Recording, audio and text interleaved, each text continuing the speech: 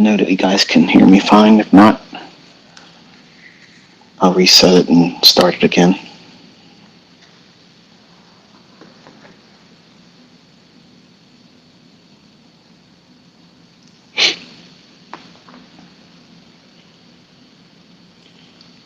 Awesome, awesome, awesome. Hope everybody's doing well. I am actually having a wonderful, wonderful Saturday. I enjoyed the first day. If you guys give me a couple minutes, I promise it'll be like 3 minutes or less to update you on everything personally. But I lost one of my boxers on the 11th of this month, and that's been very depressing for me. And I've really not had a whole lot of mojo to get out here and produce much content or do very much of anything. So in our struggle of dealing with that, because I view my pets as part of my family. They're not just dogs, okay? And she's always been a very important part of my life and my family. So we were hurting. I was hurting a lot. And I told my wife, I said, I'm never getting another dog. Like, I can't do it anymore. And then I realized that I need to have someone else to love in addition. So I told her, I said, let's go get another boxer. We went and got 2 of them. So I said, well, if we're going to get 1, we got to get 2. Because Bailey, she's getting older too. And if she passes away, we're going to be in that same situation. So we bought 2 boxers that are absolutely beautiful. Piper and Scout are their names. So Scout's the brindle colored one, and fawn one is Scout. So anyway, I'm upbeat. I'm having a wonderful time. Yesterday I tweeted, I said, a teaching later today. I was so out of whack, I thought it was Saturday. Like, I literally thought it was Saturday when I sent the tweet. And I blocked some guy saying, if you're going to make a commitment, to teach something, stick to it. I had to block that guy. Sorry. So if you respond under another account, just don't do that stuff to me again, because I don't owe you anything. But that's where I've been for the last couple of weeks. Mentally, I've just been not really in it. So today's discussion, we're going to get to it now. I mentioned in the title, it's more or less an advice for a son who trades. And it's easy for all of you to take this also as a means of building a foundation. The assumption is that the listener has gone the route of a funded account trader. Now, I'm going to say some things in here that's going to probably piss off a lot of the funded account companies. It's not my intention to do that, because if it was my intention, I would just tell my son, don't do it. And I would just throw $50,000 into an account and say, here, let's just do that. But he wants to do this on his own. And I have to appreciate and respect that, as any father would. I don't think it's the right way for him personally, and he's found that out. Okay, so just know that if you're going to be a funded account company and you're listening into this, just know that I don't have any particular beef with any single one of you, but I know that there are a great deal of hurdles that the average person goes through. And while it may be said that funded account companies do this and do that for the client, there are some things that are glaring, obvious mathematical hurdles that most people don't look at it. And I'm going to kind of talk about that today. So it kind of makes it even harder than trading really is. And I'll touch on that. And my son now knows what that feels like, which is what I was trying to spare him of. And once you have those cuts, once you have those deep cuts mentally about losing, about measuring up, and falling short of goals, which is fine. That part's fine. Falling short of a goal, as long as you're moving in the direction of your goals, and my belief is that that's fine. Because nobody's going to get it 100% right from the first step into any journey. It just those cuts, and this is absolutely not going to be the case for any of you, because it's very challenging. So obviously, I mentioned over the last couple months that my son Cameron, who just recently turned 18 in February, he's took it upon himself to want to come out here and try to prove to the world his dad is ICT and he can teach people how to do this and yada yada, and he's going to go out here and make money and to go after the trolls. That was his mentality. That was his whole reason for doing it. And while that may be admirable to some of you, I thought it was rather stupid. And I told him this before. I said, you're going into this for all the wrong reasons. You're going in to do something other than be good at it for the sake of being good at it. And identifying the fact that it's going to take you time. It's going to take you time to get over all the learning hurdles, all the things that you're going to discover about yourself, the things that you thought you were going to be strong at, they're going to be the weaknesses in your trading. And it sounds like it can't be possible, but it is. You're confident in your ability to do things that are outside of trading. So therefore, a male mindset, and he's the one out of all my kids that are most likely to be Mr. Testosterone. Okay, he's the largest of all of them. He's bigger than I am. He's taller than I am. He's stronger than I am. And he feels that his athleticism and his ability to be a gamer online, he does a lot of that stuff, he's really good at that. And he's never had any kind of hardships in his academics. We homeschool him. And he felt that he was just going to walk out there and just conquer everything and go on YouTube and literally go in the comment section of the few yahoos out there that like to make a career out of trolling me and try to make ad revenue off of being negative against me, which is fine. And that's fine. If they have to do that to make their children eat and have Christmas, that's wonderful. I'm not worried about it. It's not changing anything with me. But I told him, I said, that's the worst thing to do. And that's many times what I say to you as my students, don't go into this trying to go onto social media and show your trading prowess as a report card. That's why I believe if you're going to have a MyFX book, if you're a Forex trader, that should be kept private. It absolutely should be kept private. Because as soon as you feel like you got to unzip your pants and show the world where you're measuring right now, you've lost the plot. You've literally lost the plot. Because you now have put a mile marker out there and saying, okay, I felt so insignificant at that very moment that I had to go out and do those types of things to measure up, to let people see me and recognize me. But what you have just done is you've established a baseline now. Now you have to climb up above that. What if you don't have the skill set to do it yet? And most of you listening don't have that skill set. You're just now learning. You're learning how to find setups. You're trying to read price action. You're not even at a stage where you should be going out there trying to get a combine passed with a funded account, whether it be Forex or futures. You're not prepared. My son was not prepared, period. But left to his own devices, left to his own unctions and need to be significant, to do something emotionally, which would have been toxic even more if he would have been successful, because then he would have been good. He has the ability to become the biggest prick in trading. You think I'm arrogant? This little bitch, okay, would literally be a menace because he's got that arrogance flare in him, and that's what he's suffering from that right now because he wanted it to be easy for him. It can be, it will be easy for him, but he has to do it that way. That's just the way it's going to have to be. And the things that I was trying to spare him and what I try to spare all of you who listen to me, I try to tell you how to go into this with the right mindset, because you can make as much money as you want, but you have to be willing to lose as much as you can afford. Think about that. That's a sermon in and of itself. I could teach on that whole premise right there for the rest of this year and not scratch the surface of the importance of knowing what I just said there. But all of you come into this and you want to do something Olympic. Go out there with the least amount of experience, the least of know-how, no responsibility whatsoever, because it's going to be the funded account's fault that you lost. It's going to be TradeOvate's data thing because you lost. Let me tell you something. Cameron got funded, yes, but you know what? He blew one of those accounts. He had 4 of them going because they were like $49 or $50. I think it's $50.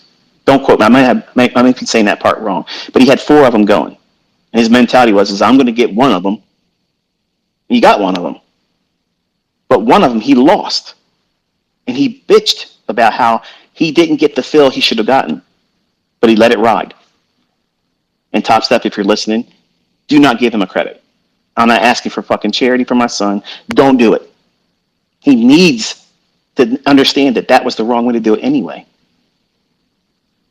But there's always going to be some reason for the inexperienced, lack of self control, no discipline mindset to blame everything and everyone but them, because none of these funded account companies make you push these buttons. None of them do. Not one of them. You do it. You come to the conclusion, whether you learn something from me, whether you learn something from somebody else, or you've invented something, pulled shit out of your ass. It doesn't matter. You're doing these things because you feel the initiative to go out there. Hey, I'm going to do it. This is my way, and I'm going to do it. And if I fail, I'm okay with it. But when you realize that you now aren't successful and you blow out that combine in short order, now you're wrestling with something that you weren't prepared for. That's the reason why I teach the way I do. If I was honest, I believe that less than 20% of my listening audience is going to be successful. Less than 20%. Not because of the ability that my concepts can find setups consistently. It's the fact that human nature is what it is. Like, you don't have any sense of accountability whatsoever, except for your own. And if you don't develop that initially in the beginning, well, who's going to hold you accountable? No one. And my son had money to pay for these things, so therefore he's accountable to no one. Dad's not paying for it, so I don't owe him an explanation. But I'm going to do it, and I'm going to prove him just like he thought he's going to do, like his son, his brother Cody, my oldest son. I told him, don't touch crypto. It's toxic. It's poison. I'm telling you, don't do it. You're going to lose. You're going to lose. You're going to get your shit tied up in some kind of bogus broker account, and you ain't going to get your money. Well, guess what? Just under $30,000, he can't get it. Well, there you go. Didn't learn. This one here, the most arrogant of all my boys, really the only arrogant one. I'm going to go out there. I'm going to conquer futures. And I'm going to do it without your money. You're not going to help me because everybody's going to say that you did it for me. Well, hey, I can appreciate that. I was like, man, if you listen to me, son, you'll be able to do this in shit, easy. It'll be easy. It'll be a cakewalk if you just listen. But it's not going to be as fast as you want it to be. No, I ain't got time for that. I got trolls to slap. So what did he do? He rushed. He rushed to get in there for an emotional stimuli that doesn't make any fucking money. Here's my MyFX book. I'm down 5%. I've not been able to come out of that drawdown for 9 months. But here you go. I'm teaching. You want to learn from me? Devastating. That's devastating to a guru mentor. And it's devastating to you as someone that's trying to learn how to trade. Should you have those KPI stats, those measurements, those tools to measure your ability to manage risk? How do you come back from drawdown? What's your accuracy? What's your R multiples? All those things. Should you have those? Yes. But they should be personal. Everything in trading should be personal. Absolutely must be personal. Does the idea of you becoming an entrepreneur, does that excite you? Does that get you thinking, like, yeah, I would like to do that? Most of my audience probably would think that's a great way of viewing life and saying, I'm going to strive to have my own business and I'm going to treat trading as my own business. That's wonderful. And I wish you nothing but success. And I'm trying every time when you have time to listen to me, when I'm presenting these presentations, whether it be in this Twitter space or if I'm doing lectures on my YouTube channel, my intentions are to help you identify the things that might become a problem that you don't really recognize right now. And you won't see it coming otherwise. And then it'll be easy for you to feel like I just saw one of the young ladies that follow me on Twitter. She tweeted yesterday, that's it, I gave up, I'm done. No, you're not. Trust me, you're not. You're just frustrated and you need a break. So take a break. If you have tried to do these funded account challenges and you failed, stop. Don't even do any more of it this year. Take the rest of this year, learn what you're doing wrong. Identify some kind of resolution to those things. And come to grips with the fact that you're human. There's a lot of my students out there that are smashing it. Don't look to them and say, I'm going to do better than that guy, that gal, this person, that person. That's the wrong way to do it. Here's what you have to have as a mindset, son. You're going out there and you're trying to do something that is one of the most difficult things in the world to do. Financially carve out your own way in the most corrupt, manipulated system there is. The city slickers that run this show, they have a MO. Your dad has the source code to that shit. If you just listen to me and help yourself get over the mental hurdles that's going to keep you from doing it correctly, once that part's figured out, it's easy. It is absolutely fucking easy. It is easy to walk your ass into those markets and say, that's mine. Thank you. That's mine. Thank you. That's mine. Thank you. But you also have to identify there's going to be times when it's going to be simply, don't touch me, because I am going to roll over everyone today. You can't just go into every single day. You can't. You cannot go in with that same mindset. You cannot. Because every day offers the opportunity for intervention that you can't see coming. And the economic climate, the geopolitical situation around the world right now, it is ripe. It is so ripe for something coming out of the blue and completely decimate you. So you have to be careful. You have to dial back your risk. You can't be pushing 15 fucking contracts because the funded account says you can trade up to that many. It doesn't mean that you're not my son if you don't do 15 contracts because that's the maximum they allow. A dumbass trades with 15 contracts. A stupid, dumb fuck that doesn't know how to trade is going to be using those 15 contracts. And they're going to be resetting their accounts every 10 to 12 days. It's going to happen. Don't believe me? Ask the people that are doing it.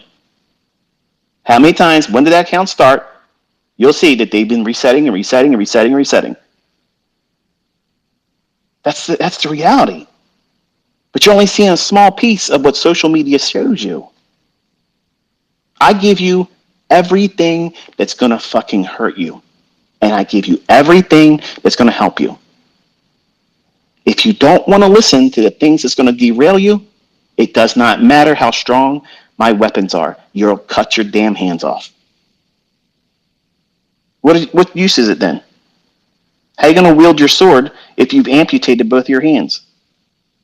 Doing stupid shit, dumb stuff, not listening, trying to run before you've learned how to crawl. The reason why you are all going to fail is because the person that you see in that mirror isn't properly prepared mentally for it. You're looking at trading as a way of getting past some kind of uncomfortable state, whether it be financially or emotionally. They're the two factors. Instead of saying, I have to have a job until I can not afford to go to work for somebody anymore because I can make more money doing what I'm doing, whether it be running a business or doing trading, either way. You have to submit yourself to that idea. And so many young folks out there are like, I'm going to quit my job. I see somebody out there all the time, new suggestion. ICT said, quit your job in 90 days, trading this silver bullet. I said I could.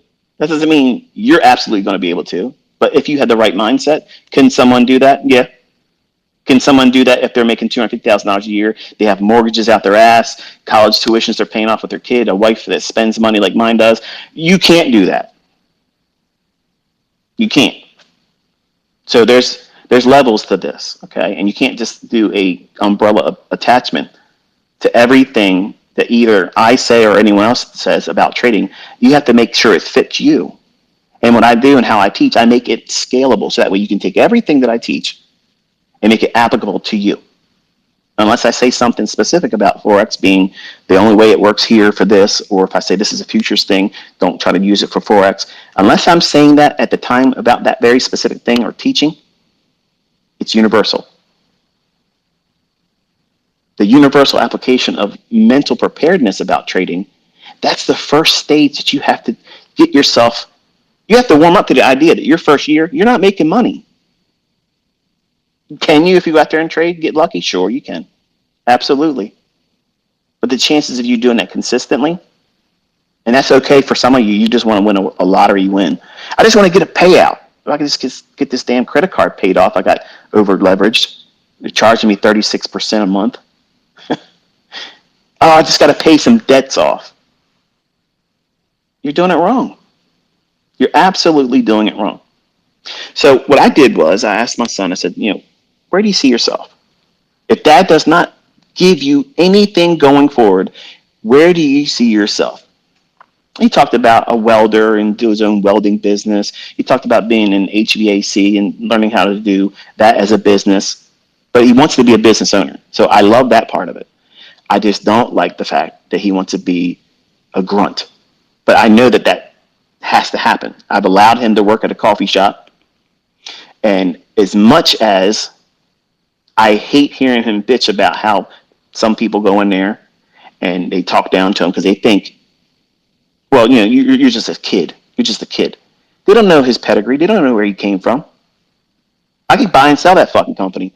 Bottom line is he has to be work hardened. He has to understand what keeps him doing the things and following the rules. Otherwise, he spends the rest of his life doing that kind of stuff, answering to the man.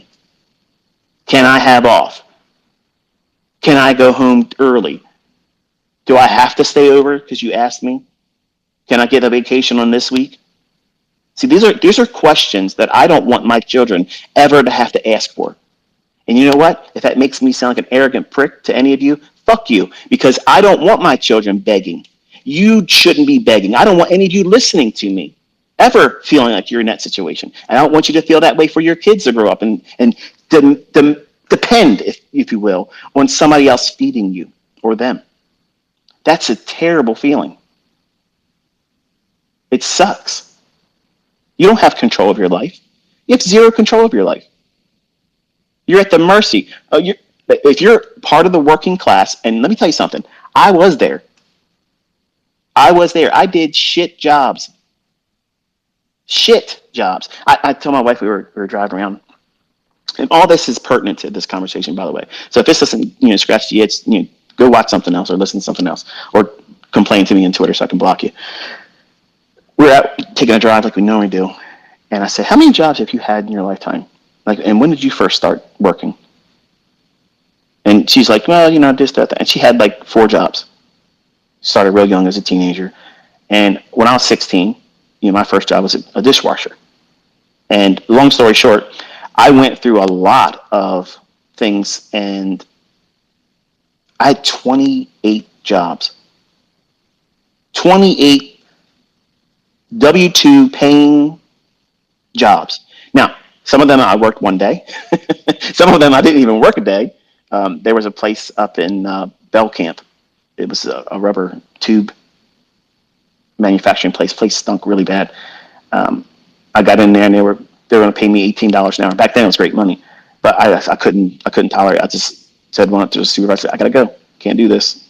"Are you sure?" "Damn right I'm sure. I'm out of here. Don't even worry about that hour I've been here. Keep it." So I've had a lot of attempts to be an employee. I just failed at it. And guess what? I am proud to tell you, I failed as an employee because I shine as an entrepreneur. I'm not made to be somebody's fucking slave. I'm not made to be like that. And neither are you. But you're convinced and told otherwise by the shit you watch on TV, the movies that you watch, the people you hang around with. "Man, I got a good job." What? There's no jobs that are good. None of them are good. None of them are good. So here's my son growing up, seeing the way we live, how we live, what we do. I don't look at price tags. If I want something, I buy it. Nobody tells me I can and can't. Whatever I want, I get. Whatever I want to drive, I buy.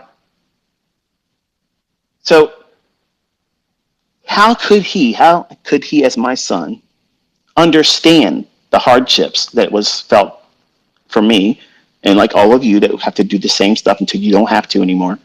How do they understand how to get past that or appreciate the fact that, yeah, this isn't the right way? They have to be put in a situation where they do it. But my kids aren't lazy. So when they get in there, they start doing it.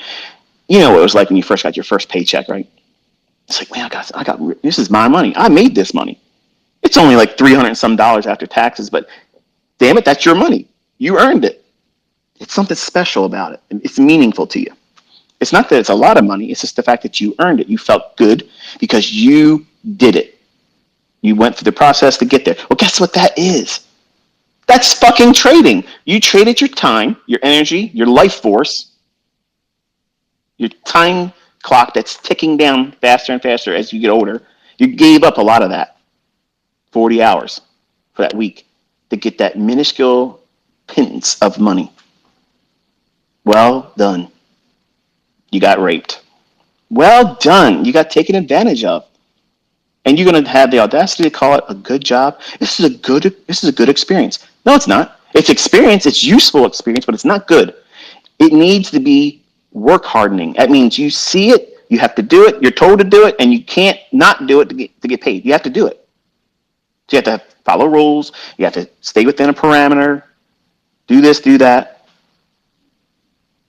just to get paid off. But then you got to do it again. And where does that lead you? Nowhere. You're not going to make any money.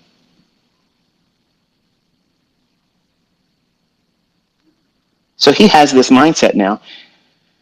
He doesn't come home defeated. He's just irritated because some people will come in and complain to him. But now he's got that feeling, what it feels like to someone look down at you. I needed him to feel that. Because he's a, despite being arrogant, he's a likable guy. Okay, and nothing that I'm aware of, none of his friends, and he don't seem to run short on friends. And the girls that he pal around with, he's got one he's steady with now. She's getting ready to go to college. She leaves in a couple weeks. So she's leaving state to do her veterinarian career. So I told Cameron, I said, listen, this is such a perfect opportunity for you. Because here's what you can do. You can, if you decide that you want to do something blue collar like the HVAC tech and you want to go into running your own business like that as a the end result, that's wonderful. But this right here, this is the real thing. That is just a plan B that you don't really hope to even worry about. But you're doing that because her parents, they don't understand what we do. They obviously see how we live, but they don't understand what we do. As traders, it doesn't make any sense to them. Like, how can you? They don't understand that I make literally their entire year's salary in one fucking day to combine. And she's a nurse. In one day, one 24-hour interval, I make more than both of her parents' gross annual income in one 24-hour period. I do that. They can't comprehend that. That's unfathomable. What are you talking about? That's not even trying. That's just what it is. And none of your friends and your family are going to understand that when you start becoming madly successful too. You're going to spend the rest of your life trying to convince people that aren't going to have the capacity to understand. That's another thing that you're trying to do. You're going into this industry, try to trade, to try to show your friends and family you could do it. They are less than what you are versus them saying you're going to fail. It's a pipe dream. And there's nothing wrong with using that as steam. So when you get those mile markers and you reach that next plateau in your development, and you understand, and you get funded or you get a payout or you're making money, look back and reflect on that and say, yeah. But that's for your journal. That's not for you to go up to them and say, hey, motherfucker, remember that time when you said blah, blah, blah? Look what I'm driving now, bitch. Look what I'm now. I'm making all this money now. But they're not going to look at you and say, wow, well done. They're going to do the same thing they did with me when I did that when I was 20-some years old. Get the fuck out of here, dickhead. You're conceited. You're conceited. Whatever. That's the reaction you're going to get. So you're not even going to get the reaction you want by doing those things. And that's exactly what my son wants to do. Still. So I get it. I mean, he's got that warrior mentality. He wants to go out there and show this and show that. He's definitely going to be a YouTuber. I'll just let you know. He will be a YouTuber. He's probably going to be the one that teaches Enigma because he wants to be that guy. So it is what it is. Okay. But he still has to correct some things. And what we did, we sat down. I told him, I said, listen, where do you see yourself in a couple years from now? Because your girlfriend will be graduating college in 4 years. So in my mind, I think you have a 4-year a program or plan that you should follow.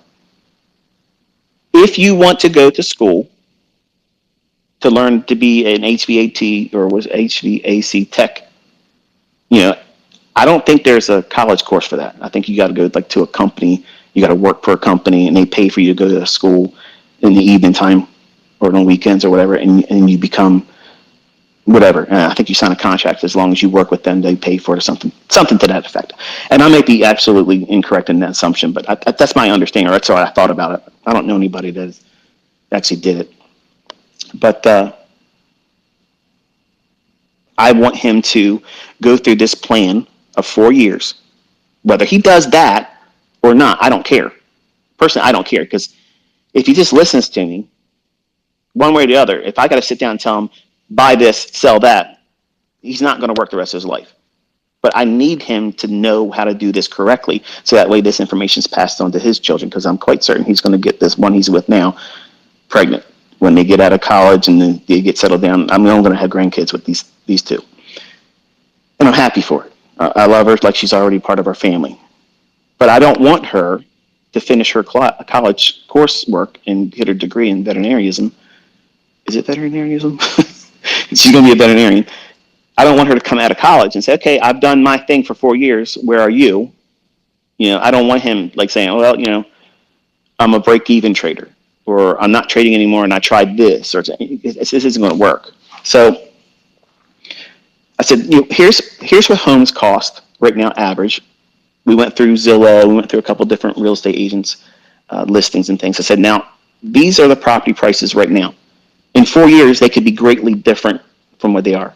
But let's just say for the first starter home, you and your girlfriend say, okay, she graduates, you move in together, you get yourself a house, and we'll just say a $500,000 house is your first starter house. For some of you, that might be extravagant. To me, I think it's not even that big of a deal anymore, because real estate prices are jacked up, you know, unrealistically. But to have like a single family home, you know, small little plot of land, and something that's manageable, easily managed, doesn't take a whole lot to manage that. And for him to have it before they get married, that would be important to me. But, and if you're listening, it's no offense meant by that, but I think a man and a woman should have a property before they marry. And it's just the way it is. And if you have one that's nicer than the other, you live in the other ones and you use the other ones around. That's the way I look at it. But too many times people get with people and they acquire something, and then all of a sudden now you're in court trying to fight who gets it when one party didn't really earn it. And that may sound sexist, but it's not. It's either or.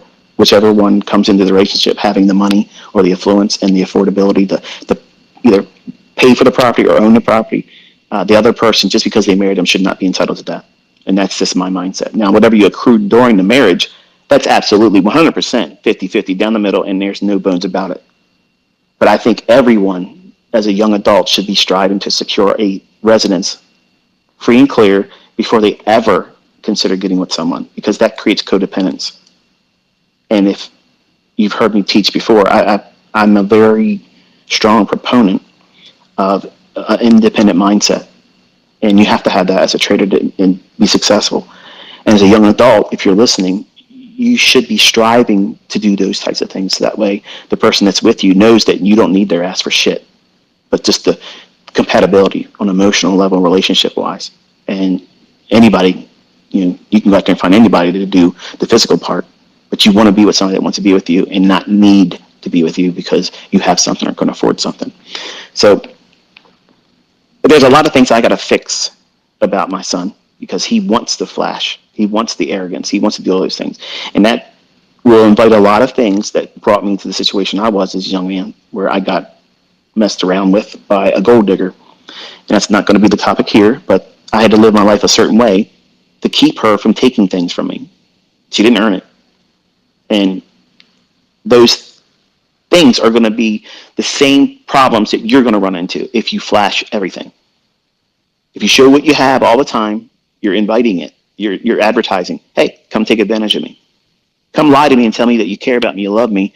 But then when you get what you can get, you're done. You're done. That's the problem. That's really a big problem today because social media, image, all about this stuff. And now you've invited that to trading.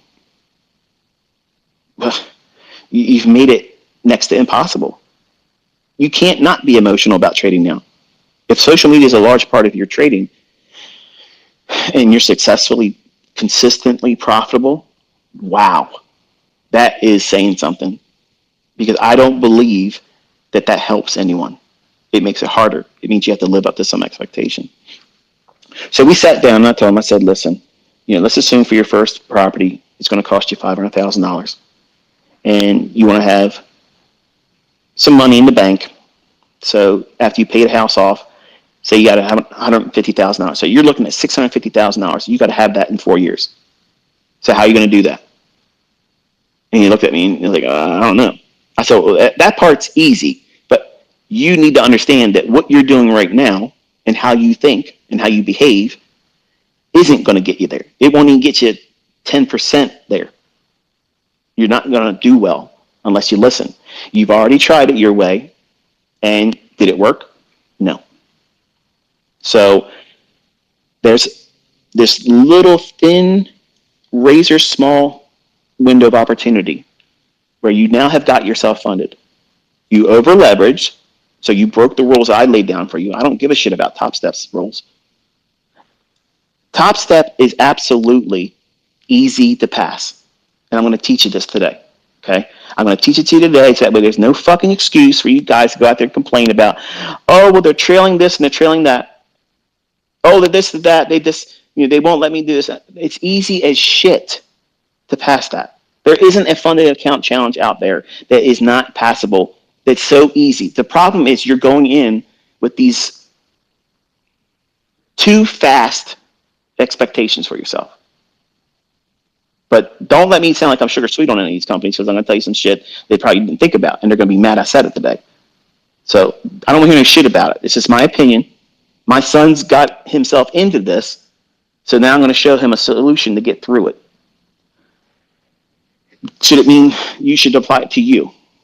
No, because I don't want any kind of bullshit. If it doesn't work for him, it doesn't work for you. I don't want to hear about it. This is my opinion. I think it would work. If for me, I could walk out there and do it, no problem. It's not a big deal. I know some of these companies out there would love nothing more for me to do it because you'll trade copy every fucking thing I do. And I get it. I understand that. But I don't need to do that. I'm trading with real money, folks. I know I teach with a demo account, but I'm trading with real fucking money. You're going to see it. Okay? You're going to see it. I'm telling you that. It's July 29th, 2023. You're going to fucking see real money. But while I'm teaching, I have to be behind the veil of protection because I'm not a licensed financial advisor. So everything I'm telling you here, I'm not advising you financially. I'm telling my son, my offspring, the fruit of my loins, okay? The boy that wants to be me all over again in faster and quicker form. The only way that's possible is if he listens to me. Nobody else is going to teach him how to be me or better than me but me. And I want him to be better than me. I want all of you to be better than me. But you can't do stupid shit and think about money the way you do. So he has a 4-year plan to come up with $650,000. Can he do it? Yes. Can he do it right now the way he is mentally or equipped as a trader? No. Am I embarrassed to say that? No. He literally just started doing this a couple months ago. And he has not listened. Doesn't listen. Have you studied the charts today on this move? No, I'll get back to it. What are you talking about? There's times. The silver bullet, I created that for him. The 2022 model, I created that for my daughter. Think.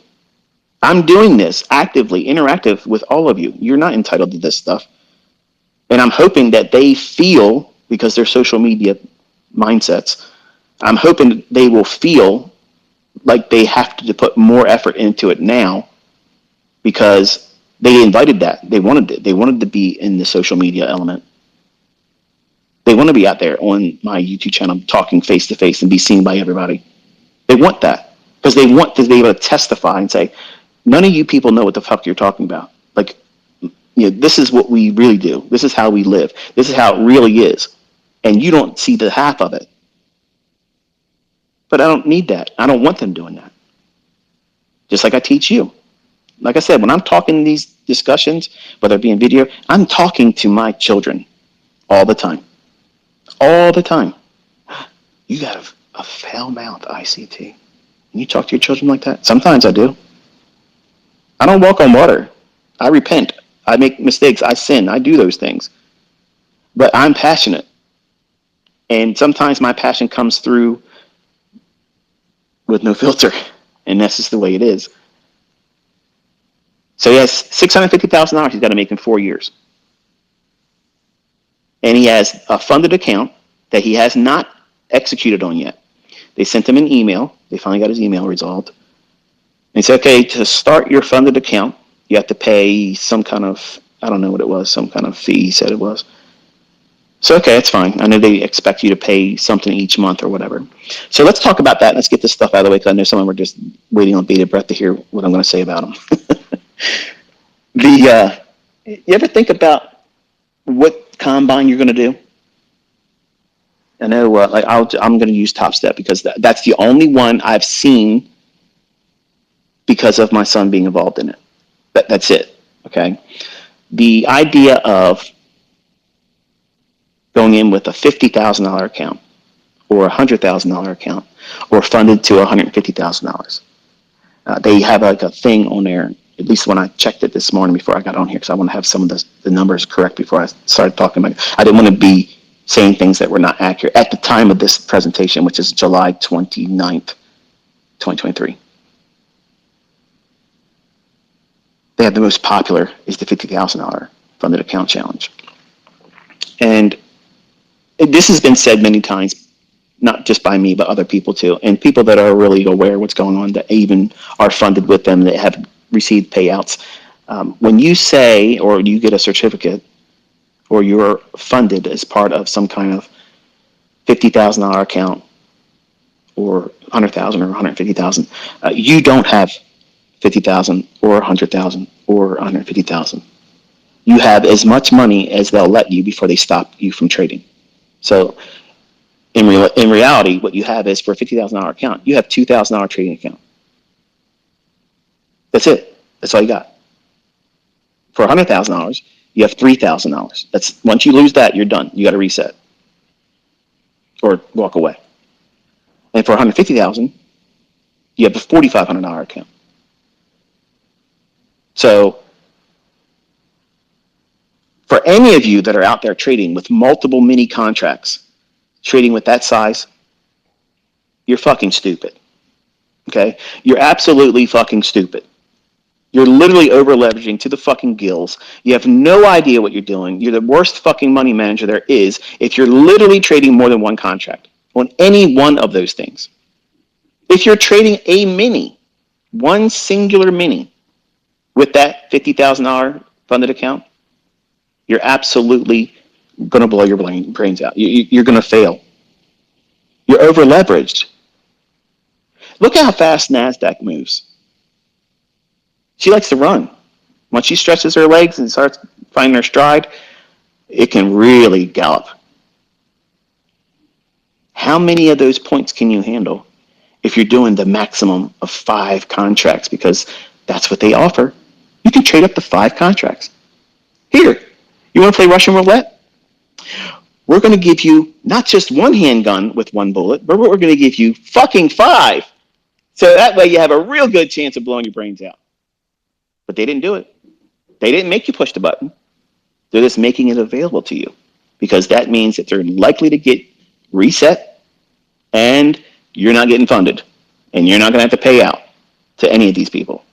So while there may be a lot of things to say about the companies that do these things, and truth be told, If these things were made available to me when I was younger, I would have done it.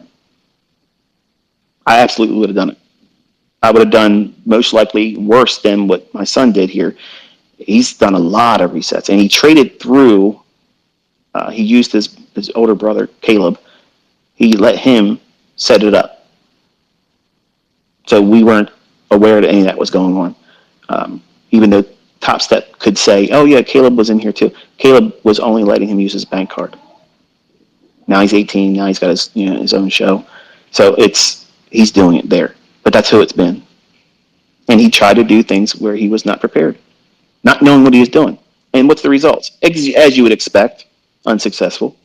Not even doing anything I taught him. Not one thing. Just thinking, oh, it's moving really fast. It's going to keep moving. That's the mentality of a momentum trader. You have to know what it's doing. Where's it going?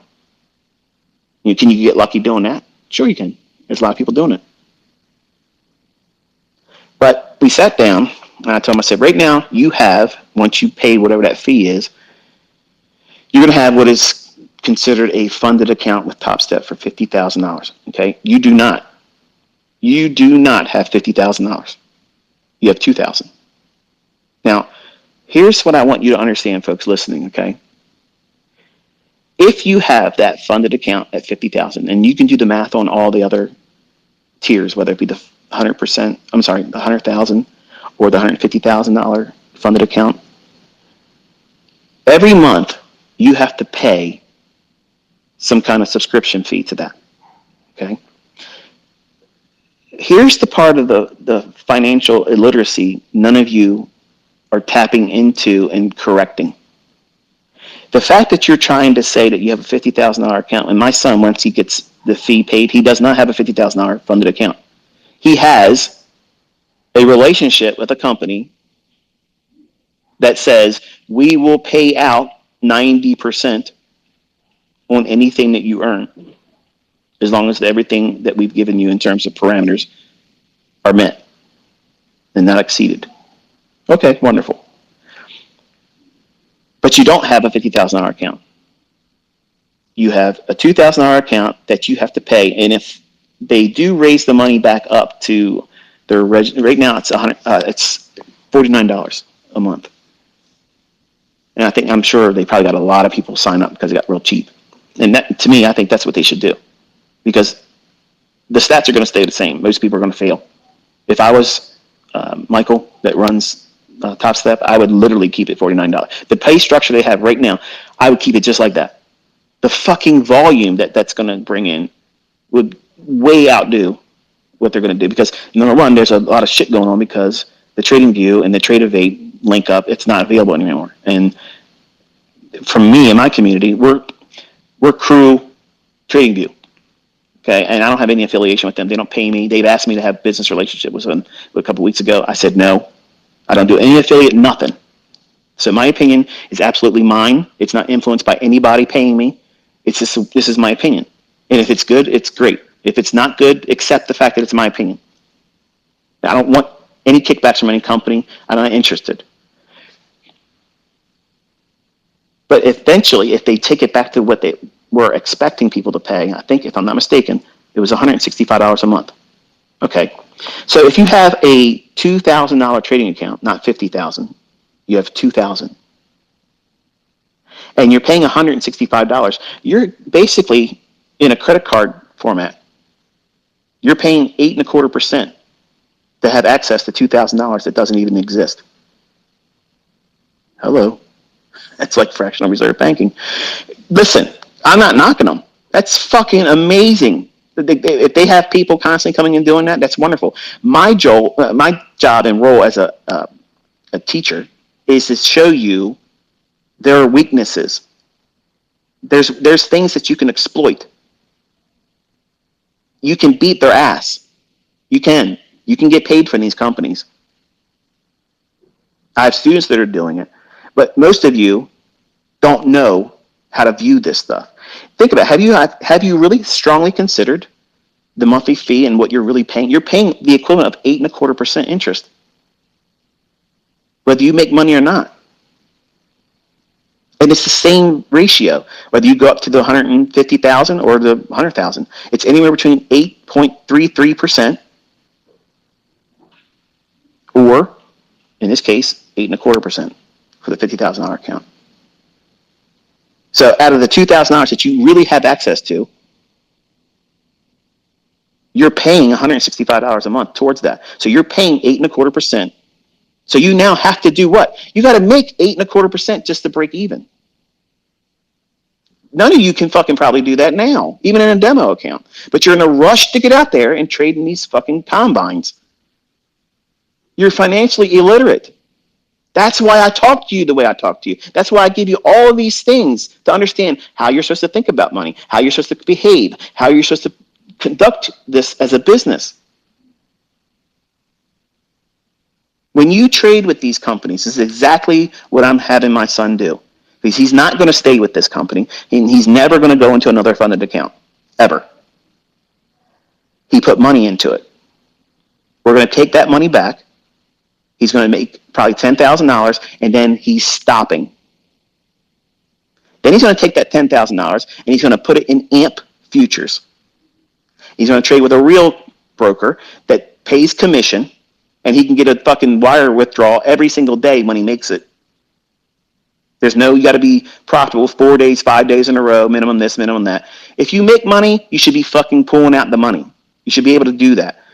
All of these companies, all of their rules are meant for you as a highly probable failure as a trader. Their likelihood of paying out is so small. It's a wonderful business for them. And they look like they're helping everybody. And for the people that know how to exploit, just like card counters. And all my students, I'm teaching you how to count fucking cards. They don't want you in there when you start beating their ass. Whether they want to put a copier on there or not, they can't copy everybody. Okay? Because the flash in the pan guys that come in there and do it real quick, boom, make your money, get out, and then go trade with a real broker. If you're stuck and you don't have the money to do it, and you can't scrape up the amount of money to be properly funded, and you're probably saying, well, $10,000, Michael, that's nothing. You don't even know where I'm going yet. Just sit down. But you're trading with $2,000, and you're literally trying to trade with a mini contract, whether it be S&P or NASDAQ. You have such a small razor edge to walk on before you're ended, just because of the natural volatility that we have in the markets right now. And I'm sorry, listen, folks, I'm sorry if you think I'm beating up any one particular company, or that's not what I'm saying here. And if you own one of these companies and you're pissed off right now, you know what I'm saying is the fucking truth. But I'm also going to tell you that this is a viable option if you listen to what I'm going to say in this presentation today. If you follow these fucking rules, you stand a far better chance than doing anything else out there. I don't need to do a funded account challenge to know how to whip their ass at it. I don't need to do that. I have the perfect laboratory experiment right now because my son listened, pushed the button, now he's funded. But he needs to know how to do it. That's why I'm invested into it. That's the only reason why. I want him, he wants to do it with his own money? Wonderful. You don't want to take my money? Wonderful. So now, listen. Go out there, do what I told you to do, follow the rules, learn how to follow the rules and be comfortable doing it. Be comfortable taking a loss. Don't try to trade with the largest position. You're going to do it with the least, because that's how you beat them. They all are inviting you to use the big battle axe. Here, come in here and use the fucking bazooka. We can let you trade up to 15 contracts with a $4,500 account. What the hell? AMP futures will let you trade full mini with $300 margin. There you go. So there are brokers out there that will let you trade ridiculous leverage, which I think that is absolutely ridiculous. But you're all thinking, because here's why you're thinking you have to have big leverage. Okay? Every time Dick and Harry and Patrick will want to swing with 15 contracts because they know in their heart of hearts they're going to have the inevitable tailspin and blowout. So they want to get those big wins when they're on a roll, but they already know deep down inside in their conscience, they know that one thing's coming, and it's the thing that you don't see. That's the part that social media hides from you. The people that are on social media, they hide that. Here's the challenge for the people out there that say, I am a funded account challenge beater, and I am trading with a funded account, and this is what I'm making today. Show us the end of the fucking year. Start right now, the Monday.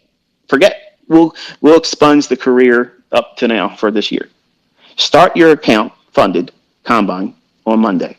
Get funded. Show that publicly what the account number is. Okay? And go through the logic of showing it every single day and how you got paid out at the end of the year. Do that.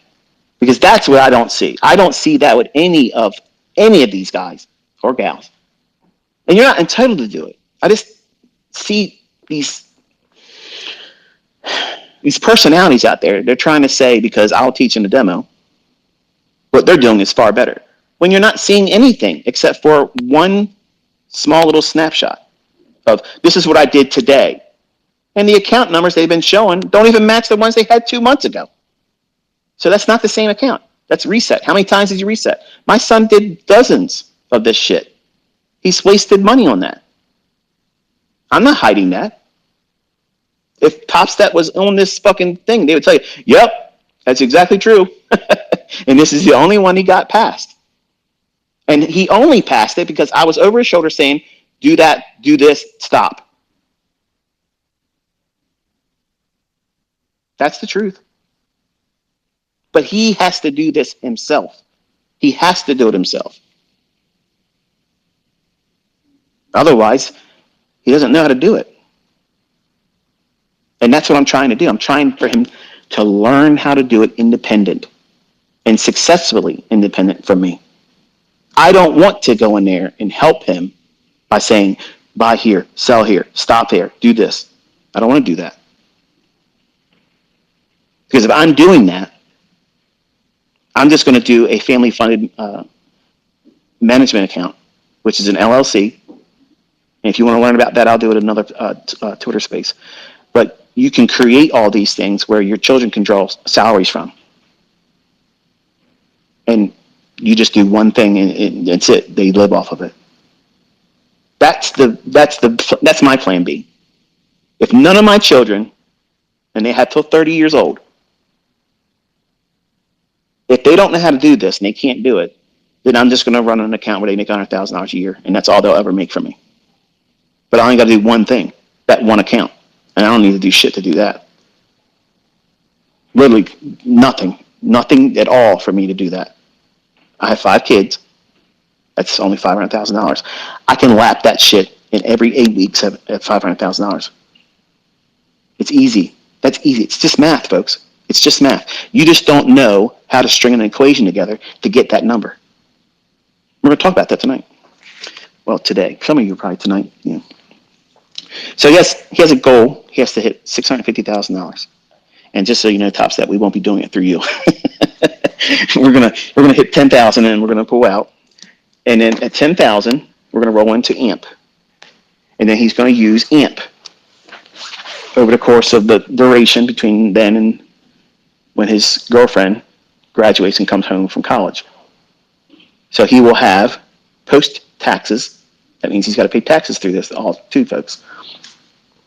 He's going to have $650,000.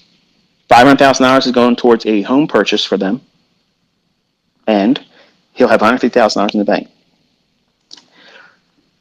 My goal is for him to know how to do this on his own, and he can carve out anywhere between $7,500 to $10,000 a week.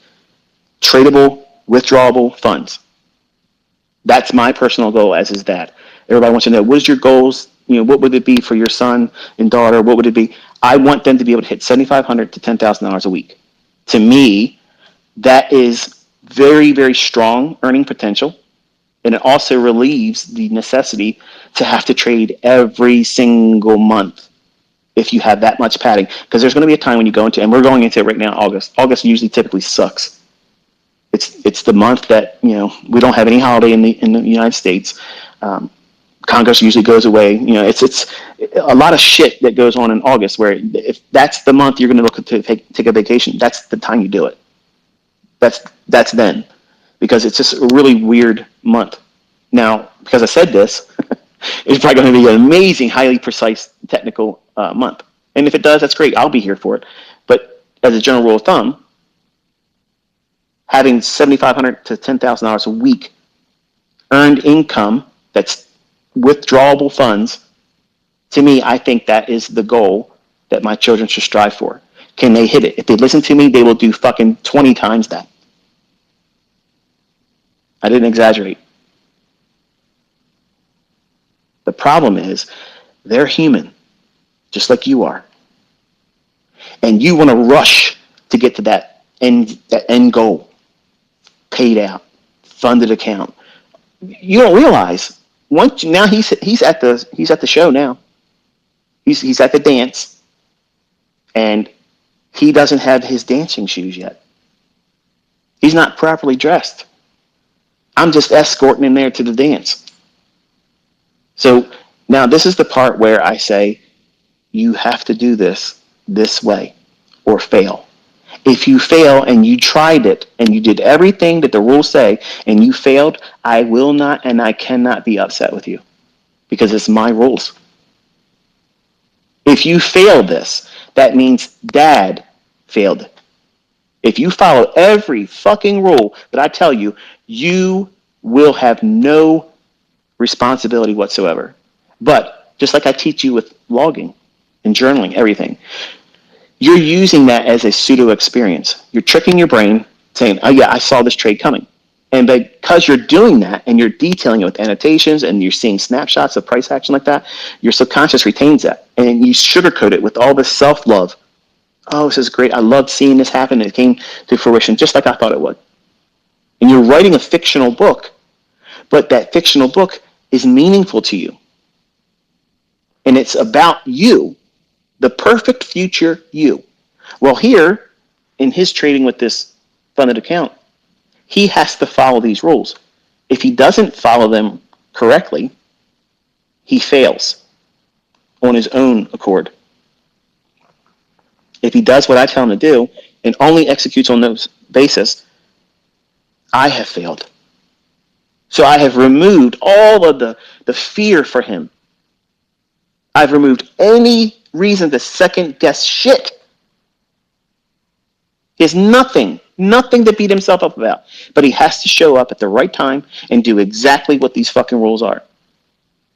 And I'm going to tell you. That's what we're here today for. Get to the point, ICT. This is bullshit. I got things to do. There's a baseball coming on now. I got to go somewhere.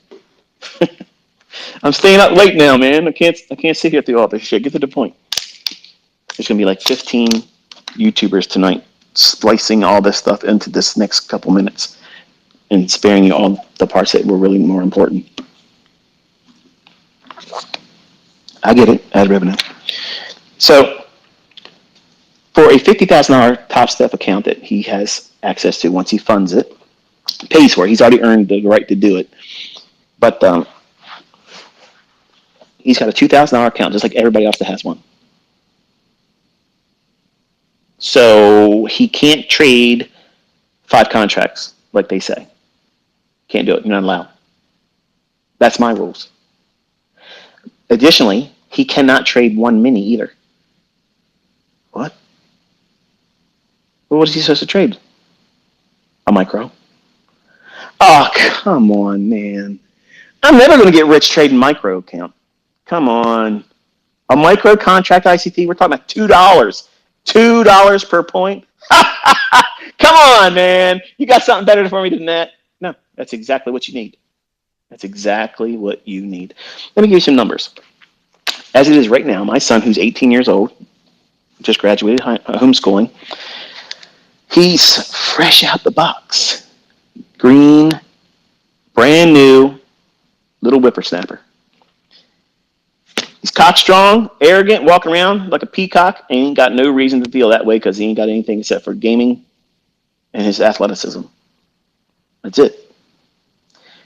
The boy makes literally gross $400 a week working at a coffee shop. So $400 a week is what his gross income is. He gets paid every 2 weeks. So he has to wait 2 weeks before he gets his ends met. And what ends does he have? I make him pay his own car insurance. And because he had a car accident earlier in the year, his fault, because he didn't listen to me by staying on the right side of the yellow line, he crossed the solid line to go around somebody else going too slow. So what is his problem? He's impatient. And I told him, don't cross the yellow line. I don't care who's in front of you. I don't care how slow they are. Stop. Pull over. Nope, didn't want to listen. So it caused an accident. Same way with this. He's rushing to get funded. Like that was going to be some magical experience. Now he's going to start making money because he's funded. No. Look at the testimony of how many times you did resets. You don't know how to fucking trade. So you have to learn how to trade. You have to manage yourself more appropriately and learn discipline. He doesn't have that yet. So he has a $288 a month car insurance bill. His cell phone, we make him pay $70 a month. He spends $80 a month in gas. And on average, he spends about $350 a month on entertainment between him, buying whatever he wants to, buy and pay for. And he entertains his girlfriend, twice a month, and when they go out to eat or something.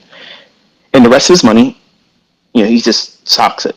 So I told him, I said, listen, the first rule is that we have to duplicate your income that you spend, your ends. You have to be able to do that, in addition to. So that skill set is something I teach all of you to try to do that. Not get rich, not try to get 50 R multiples, not try to be on the leaderboard of FTMO, not try to do this and try to do that. Your goal should be all monetary, making ends meet. So how do we do that? You have to have your bills. What's your spendable expenses? Hang on one second. I just realized my phone is about to croak here. Man, this thing's draining my battery. Bear with me 1 second.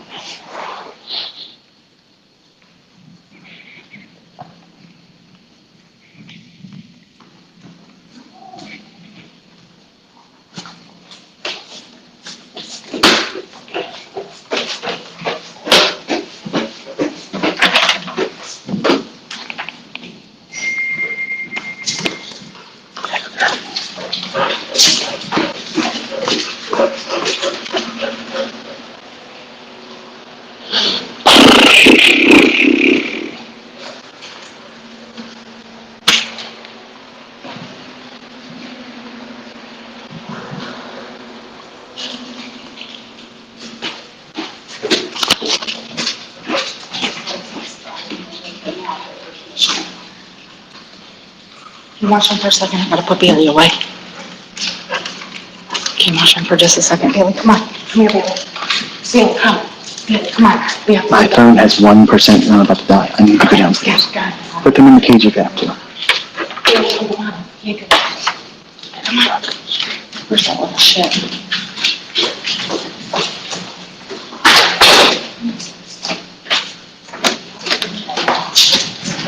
If they don't take American Express,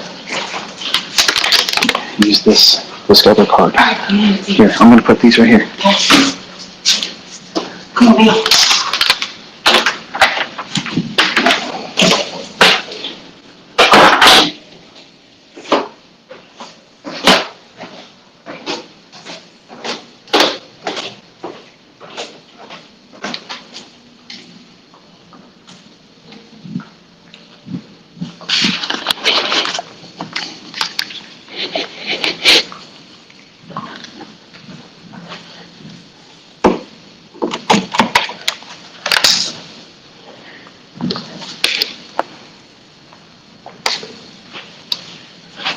It's the only downside to having a big ass house and the phone charger's on the other side of it.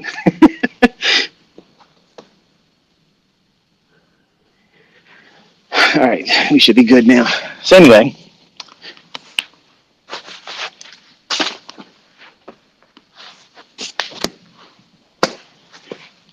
here. This is so unprofessional, ICT. Yeah, go fuck yourself. I'm spending my Saturday talking to you for free. So his total expenses come to $738 a month. So as an 18-year-old, he's got $738 a month coming out. He lives in my home. We feed him, except for if he wants to take his girlfriend or himself out to a restaurant or whatnot. So that's all I said. Let's set a goal to make $1,000 a month. You have to do this 3 months in a row. You have to do that, because if you do something for 90 days, then you will see that that is something that can repeat. It can become a habit. I don't think 30 days is a groundbreaking thing that creates a habit, because anybody can do something for a month. Think about it. How many times have you done a diet? It should have been a habit. You should have been able to live the rest of your life like that. It's not. 90 days, every successful weight loss program or training regimen, the ones that are seeing the best results always do at least 90 days. Well, in this, because we're talking about money, 1 month, one snapshot of a day, I made this much money today. Look at me. Woo-hoo. It don't mean shit. It don't mean anything. This may not be a lot of money to you. It may not be a lot of money for anyone. But to him, it is, because I don't dole out money. Hang on 1 second. We have an air conditioner guy come in here. I had to make sure my wife had the credit card scheme. She's asking me something. They can't hear you. Yeah. Yeah, just sign it. We have two air conditioners here, and we run them very, very low to keep the house real cold. And yes, it's hot, but our air conditioner on the upper floors won't go down below 70 degrees, and I don't like that. So I have people coming out here if I got to get another unit installed, and that's what it is. But yes, this is what it's like to be on a live session, and I will go off and do different things and discussions, and that's just the way my mind works. But $1,000 a month is what his goal is. So you're probably thinking, okay, $1,000. Okay, how can you do that with a $2,000 trading account? But we'll call it a $50,000 funded account, because that's what everybody wants to call it. It's a $2,000 equity. That's what you have.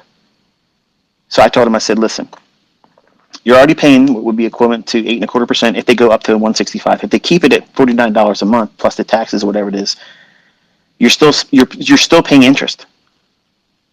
You're paying on interest to have access to something like a credit card. And if you don't do any trades, you're still paying that interest payment whether you used it or not. That's what you don't realize. When you're looking at these funded account companies, you're paying an interest. A monthly subscription is an interest payment on money that doesn't even exist. Great business model. Great business model. Is it helpful to someone that is not financially literate? Absolutely not. It's like playing Russian roulette. And the ease, or the, I guess you could say, the approachable benefits to being cheaper, you might look at that and say, well, even if I do blow it, I can afford to do $49 again. It doesn't cost that much. Well, that was the mindset my son had. My own son had that same mindset. But he wasn't doing it for $49. He was doing it when it was the full whatever it was. I don't even know how much money he's wasted on it. But I had to get involved and intervene and tell him, look, you have to do this with a structured mindset. You just can't go in there and swing for the fences and just think something magically is going to happen. So I told him, I said, you cannot afford to trade a mini contract. And that's the truth, okay? I'm going to be real blunt with you. For the folks that have $150,000 funded accounts, if you're trading more than 2 contracts, mini, you're asking to blow up.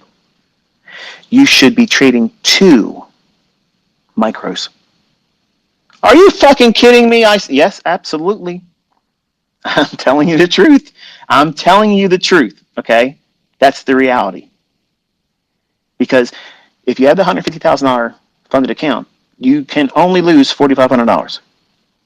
If I did that right, and if I read their website correctly, if I'm wrong, I apologize, and I'll retract it and say something in a tweet that would be more accurate. But my understanding is a $150,000 account only affords you to lose up to $4,500, and then $3,000 maximum for a $100,000 funded account, and then $50,000 is you only get to lose $2,000 before they end the show for you. So that's all you have. And while that is a certain measure of being unfortunate in a way, the way it's being presented and packaged, that isn't the end of the road. So here's my son. He's at the cusp of executing on this week. He's going to pay for his funded account to be began. My note says it's an express account. So I don't know what that is, but that's what it apparently will become when he pays for it to begin. So whatever he earns from that point on, as long as he has several days of profitability, he can ask for up to 50% of it. We're not interested in 50% because we're going to do all of it, and then we're done. But the idea is he needs to be trading one micro contract. That's all he can afford to trade. But what if you're a better trader? That's all you can afford to trade. Where am I stuttering? In that you get one contract at the micro level. If you only can afford to lose $2,000, that means you're only trading with one singular micro contract. I see all these guys on YouTube. I watch them, okay? And I love the fact that they have the brass, the moxie to get out there and do that. And sometimes it's very entertaining, okay? Sometimes it's tragic because they're trying, but they're trying with too much leverage and they don't know how to trade. That really compounds it. So my own son fell victim to that same shit where you don't know how to trade and you're trying to over leverage. That's lottery. That's casino mentality. It's you going in there trying to gamble. So I told him, I said, for every $2,000, right now you only have $2,000 you can work with. So if you make $2,000 more, then you can afford to trade a second micro account, contract rather. So now for someone who doesn't know what a micro is, when we talk about trading in minis, for the S&P E-mini contract, for 1 point, that means it's 4 ticks. And what would that look like? If you were trading 4,500 even, and it went up to 4,501, that's one handle or 4 ticks, or the equivalent of $50 in change of fluctuation from one price at 4,500 to 4,501. That's $50 increment in terms of monetary value, but it's 4 ticks. For NASDAQ, it's usually, we'll just say 15,800 to 15,801. That's one handle or 4 ticks. For a mini, that's $20 in the NASDAQ. So a micro, for S&P micro, is going to be $5 per point. And you're thinking, what the hell? Well, it's equivalent to the Dow futures. You're just chopping it down from 50 to $5. I can't make money. Man, you can make your whole fucking career income right now trading just one micro. So if I hear any of this shit on Twitter, if I see any goober on YouTube, you're going to have to be showing that you can't make money, because I'm going to tell you right now, my son's about to do it. He's about to do this very thing with a micro, not even a mini, okay? He's not even going to do nowhere near what they say they're offering to you. You can trade up to 5 contracts. No. Does that mean he can trade 5 micros? No. $2,000 increments. That's what affords him one more micro. When can he trade a mini? Never. Because when he gets to $10,000, he's asking for all of his money. He's getting the fuck out of Dodge. Some of you already done the math. Okay, he's got 2,000 now. He can trade with 1. Then he gets to 2. He can trade 2. No. He's not allowed to trade with 1 mini. He doesn't have the equity to support it. See, all these fucking clowns out there pretending to be gurus and mentors and teachers and this and that thing, They're absolutely gambling. That's why they don't have a large degree of profitable students. Everybody can come out here and have a whole bunch of people with certificates saying they got funded. That doesn't mean dick. How much money are you making? As in spendable money. How much money came out where you can go out and spend it? That's what really matters here. And I'm trying to get your mindset to understand that that part is the goal, not getting a certificate. Well, that's wonderful. That's wonderful that you got to that point and you're funded. That's wonderful that you got a payout. But that's just one thing.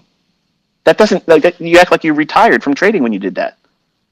And I'm not trying to talk down to you, but I'm making sure you understand. I'm talking to my son. I'm not trying to diminish your appreciation for your efforts.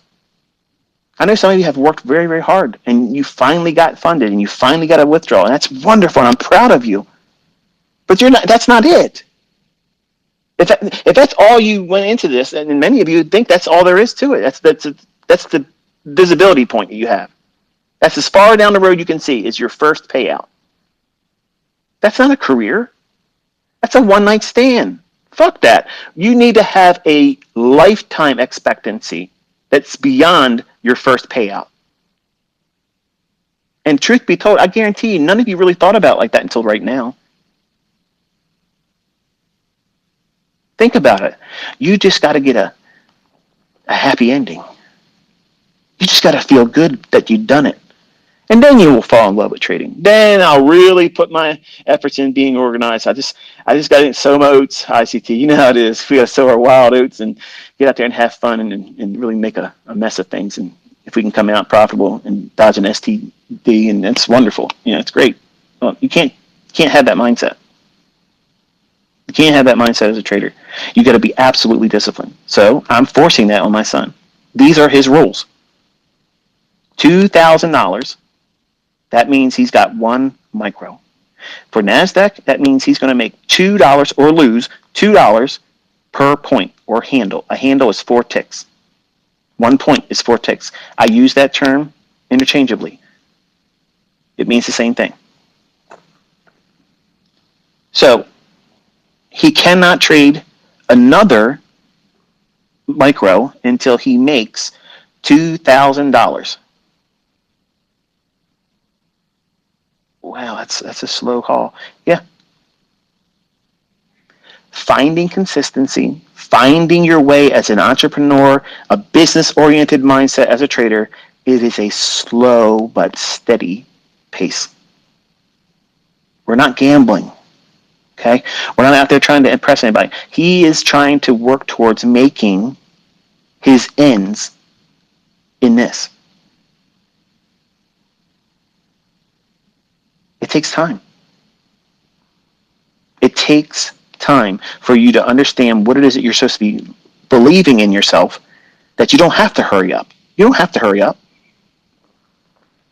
But you do have to outpace that 8.25% in that monthly fee if they go back to their regular charging. If they keep it at, the 70% discount or whatever, it's still a percentage, but you're still paying something, and you have to outperform that and still see growth. So his scaling is this. He's going to shoot for his NASDAQ minis. I'm sorry, micros rather. He's going to look for 20 points risk. That means his stop loss can be 20 points.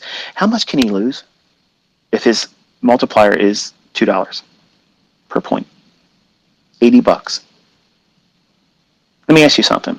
If you lost $80 in your combine, would it shake you? No. Nope.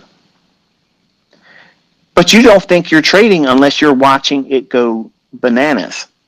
$700 up and down first minute or two in the trade because you're trading with the maximum lot that allows you. See, you're looking at it for the excitement aspect. You need to be fucking boring. You need to be boring. When you watch the world, what is it? The poker World Cup.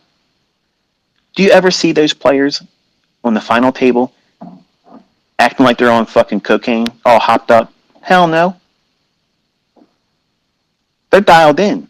They're doing the shit that they know. They're following rules, showing no emotion until the hand's done. And then, yeah, okay, I played out well. I went all in, I got that. But then right back to what? Stone-faced, no emotion, play the cards, play the player across the table. That's it. That's the rules. Push it when it's there, dial back and fold it when it's not.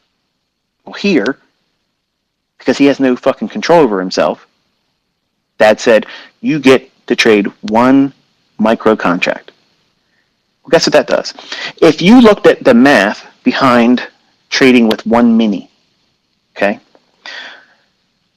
you have the plug pulled on you at $1,000 loss on a $50,000 funded account.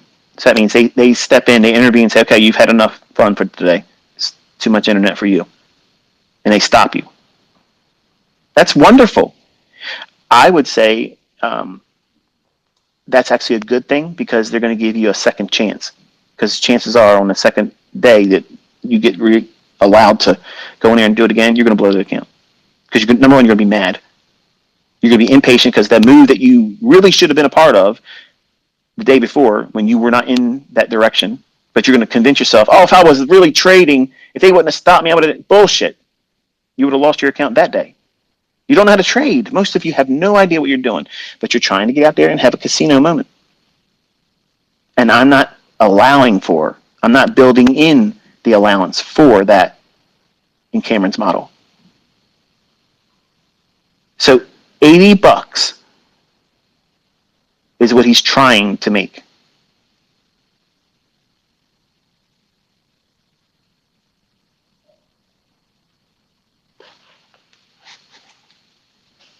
$80 of $738 a month. That's a nice little bite out of that. What happens if you just made $80 a day? You, the person listening to this that has a rent payment or a mortgage payment or a car note that you knew damn well you shouldn't have bought that car. It was too much money for you to buy it, but you had to impress your friends. If you had $80 3 times a week, what would that do for your finances? See, that's how I teach. I try to be a voice of reason so that we understand, number one, if you can get to that point and be consistent about it and not get juiced up on the emotions or lulled into with greed. Oh, man. I saw this guy on YouTube. Oh, my goodness, man. He just literally just did $10,000. I got to do that. Ask the guy that did $10,000 to show you the same account for 6 weeks. I'll wager that you're not seeing $10,000 growth on the same account. But you'll receive that because it's enticing. That enticement is a big selling point. Like if I was a piece of shit, I could literally market my ass and do all kinds of shit and make millions of dollars every week. That's not my motive. My motive is to teach people how to do this. And I do it for free.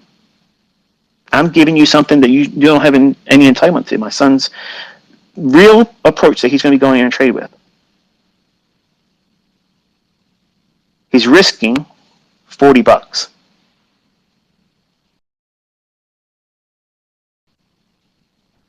to make 80. For NASDAQ, that's a really simple model. If you look at the silver bullet, which is his model, that's his trading model. I'm not hiding that from you. I'm not hiding it at all. I set up yesterday. If you look at your 1 minute chart, this is the interactive part. If you're not able to look at the charts right now, if you're driving, just know that you can send yourself a tweet or send a tweet to me to make sure that this is what you're looking for. I'm sure somebody else is going to tweet a chart and show you the actual moment. But at 1 p.m. and 56 minutes after, so 1:56 p.m. New York local time yesterday, that very 1 minute fair value gap was the 2 p.m. to 3 p.m. silver bullet Your entry would have been the 2:41 time, all New York local time. That model was right there. Some of you out there trying to teach my silver bullet on YouTube and other places, I did not say that the fair value gap forms in and only between 2 o'clock and 3 o'clock. You're trading a fair value gap between the time of 2 p.m. and 3 p.m. You're trading a silver bullet that's traded to between the hour of 10 a.m. and 11 a.m. for the AM session. You're trading a London session silver bullet between 3 a.m. and 4 a.m. New York local time. You have 3 fucking chances to do this model. When you get one, you stop, Cameron. Stop. You don't do another one. You don't push it again. You don't try to get more. You stop. If you have a losing trade, you stop. You don't try to get it back that day. You stop. You don't need Top Step to come in and say, oh, you lost half your account, because that's what you're doing. You're losing half of your account.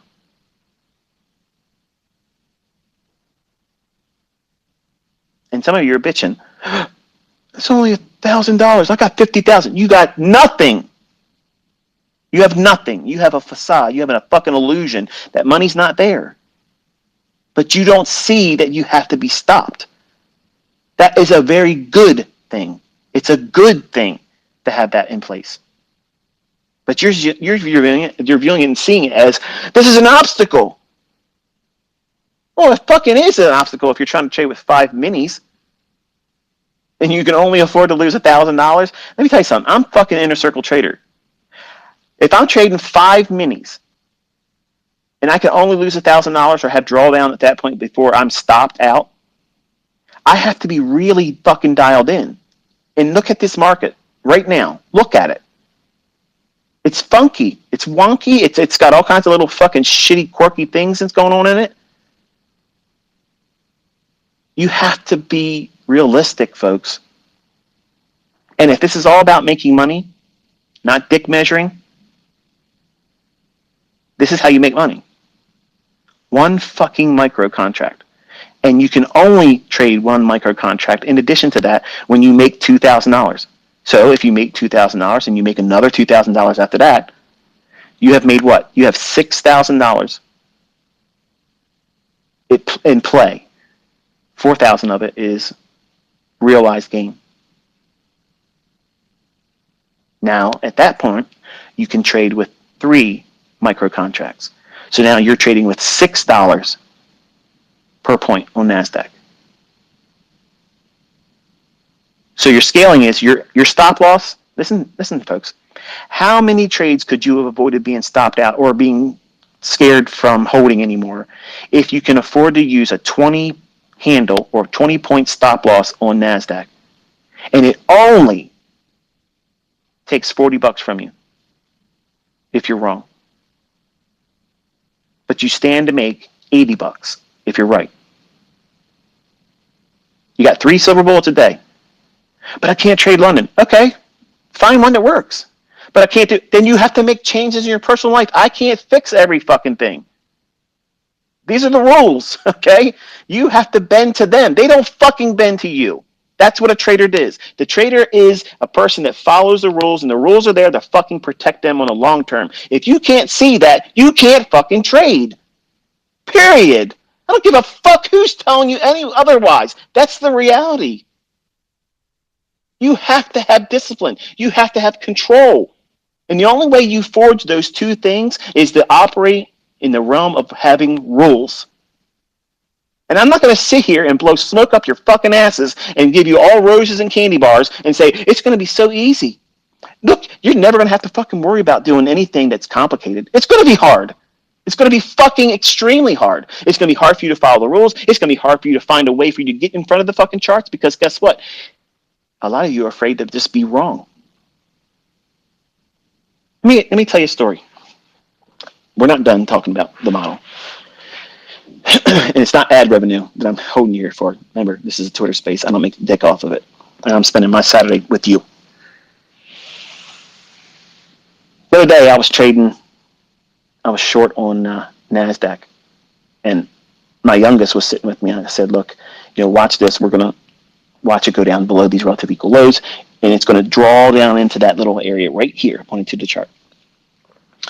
He goes, but how are you making money, Dad, if it's going down? Aren't you losing money? I said, no, you can borrow somebody's thing and promise they're going to give it back, but you borrow it and sell it to somebody at a high price, and then you buy it back, just like if you buy a Pokemon card, okay? Because when he was a little bit younger, he was in Pokemon.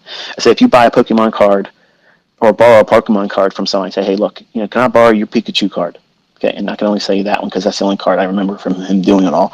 But if you take a Pikachu card and you borrow from somebody, say, promise I'll give it back to you, but you know that somebody would be willing to pay you $100 for that. You sell it to that person for $100, but you now owe a Pikachu card to that person still that you borrowed it from. Then you go and you wait until you can find somebody that will sell you another Pikachu card in equal or better condition, and you buy it from them cheaper. The difference between what you sold the one at $100 for and one you pay $50 for, or whatever it was, you make the difference. Everybody's answered. They got what they wanted. You were just a middleman. So that was the analogy I had to use for my youngest son for him to understand short selling. If someone would have told me that when I was trying to figure it out, it would have been so much easier for me. But I was afraid of short selling. But we were watching the marketplace, and I kept telling him, I said, look, it's going to go down. And every time it would run out, 15 handles or something, he was like, Dad, aren't you scared right now? And I'm like, no, I want it to go up to this area right here, because if it does, I'm going to sell one more. He goes, but how are you able to make money? If you sell it there, aren't you out? I said, no, I'm adding more. I'm adding one more. Every single time it does this, I'm adding one more. And I kept doing this on a 1 minute chart, kept building it in, building it in, and we got down and ended up making almost $11,000. He's like, you made $11,000 in like less than an hour. I said, just about an hour, yeah. He goes, can you do that every day? I said, I can do more than this every single day, but there are days where I will try to do this and I'll get hurt. And then I'll have to wait until the next part of the day, and then I'll do whatever I did in the morning. I'll do half of whatever I tried to do in terms of the size. So if Daddy's trying to trade with 10 contracts, I'm only going to be able to do 5. So that way, if I do take a loss, I can't lose the same amount of money that I lost in the morning. So I have to control the amount of exposure to the risk. Because if I offer the same amount, or I make no approach to trying to stave off big drawdown, which is where we lose money and the account just keeps dwindling down, you have to make plateaus in your drawdown and also control your rate of acceleration in profiting. What? Yeah. I teach you how to mitigate drawdown and keep it controlled. Every time you take a loss, you use half the leverage that you used the previous time. And then when you make 50% of that previous loss back, then you can go back to what that leverage was, what you took the initial loss on. If you really want to be conservative, you have to make all of that loss back before you can go back to that previous amount of leverage. That's not sexy. Those videos and those lectures, even when I was in my private mentorship and then people were paying me, they did not like that. But you know what? The people that make money, hundreds of thousands of dollars, real money, not demo, not market replay bullshit reports from NinjaTrader, they use this protocol to control their drawdown. It's realistic. It's real world, okay? Real money management concepts being employed there. But what you don't realize is you don't know, because you've never been profitable before. For the folks that's never been profitable, I'm taking a great deal of liberty because, in my mind, I'm speaking to my son, Cameron. So some of you, to get your ass all bent out of shape, you think, oh, you're talking down to me. I'm talking to my fucking son. You don't like it? Get the fuck out of here. You don't know what it feels like to be profitable. It's like a fucking drug that you've never had before.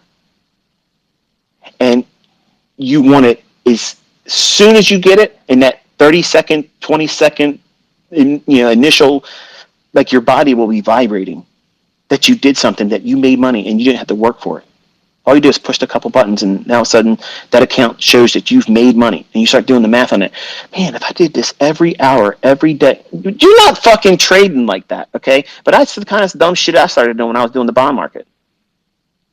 In 1993, when I sat down, I started trading bonds. I was like, you know what? I'm going to try to make $1,000 a month. And then all of a sudden I'm making half of a point in one trade with one contract. That's $500. I'm like, what the hell? Like, I just did this morning, and it's not even the end of the day. It's not even lunchtime. I don't even make this fucking much money gross on my job. And you start thinking to yourself, man, if I could do this every hour, that's bullshit. But that's naive mentality.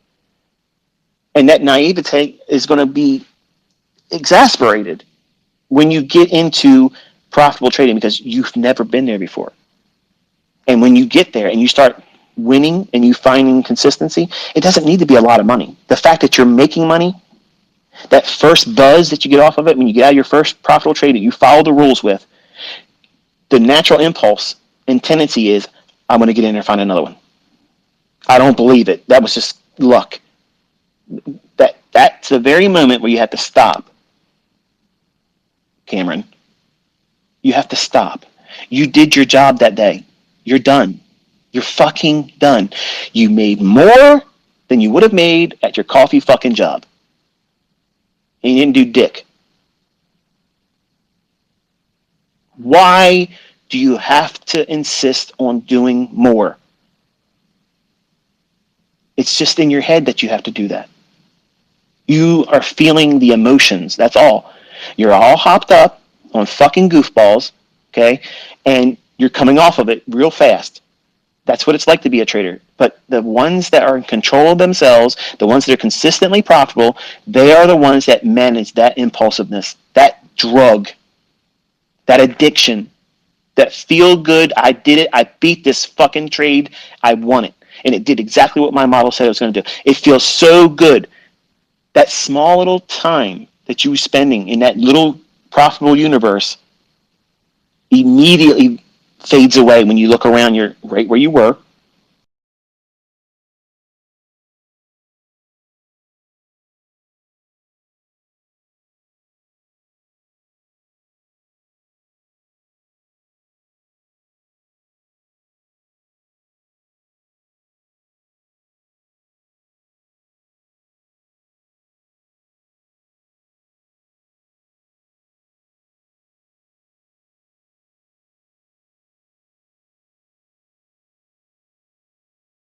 Fades away when you look around. You're right where you were.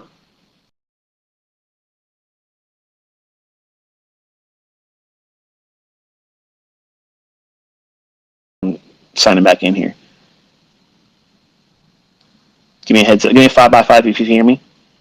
Any one of you, you can tweet to me.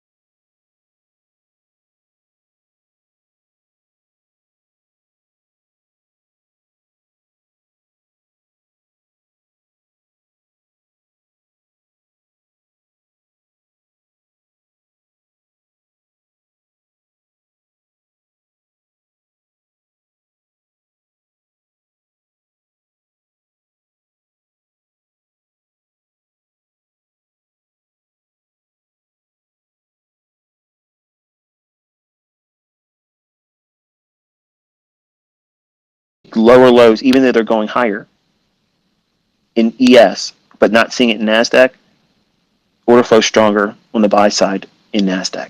So when he trades down into a fair value gap, he will trade NASDAQ, not ES. Very simple filter. That's not SMT. You're looking at the individual order flow on candle by candlestick basis, ahead of the decline down into a fair value gap that he would be going long. The entry will form between 10 and 11 o'clock. The fair value gap can exist to the left prior to 10 o'clock in the morning. Same thing applies to the 2 o'clock to 3 o'clock afternoon silver bullet. If the trade idea, if the fair value gap cannot yield, if it doesn't have it in the framework to allow for 40 handles from its entry to the draw on liquidity you think is the next probable draw, where it's going to go to, you don't take the trade. Now, you have no fucking excuses. You have zero excuses. You have rules. You have limitations placed on you. The money management aspect is absolutely in fucking iron now. You cannot erase it. It's what it is. You can only trade one micro for every $2,000 in equity. Right now, zero equity when you start that funded account, you have a $2,000 account.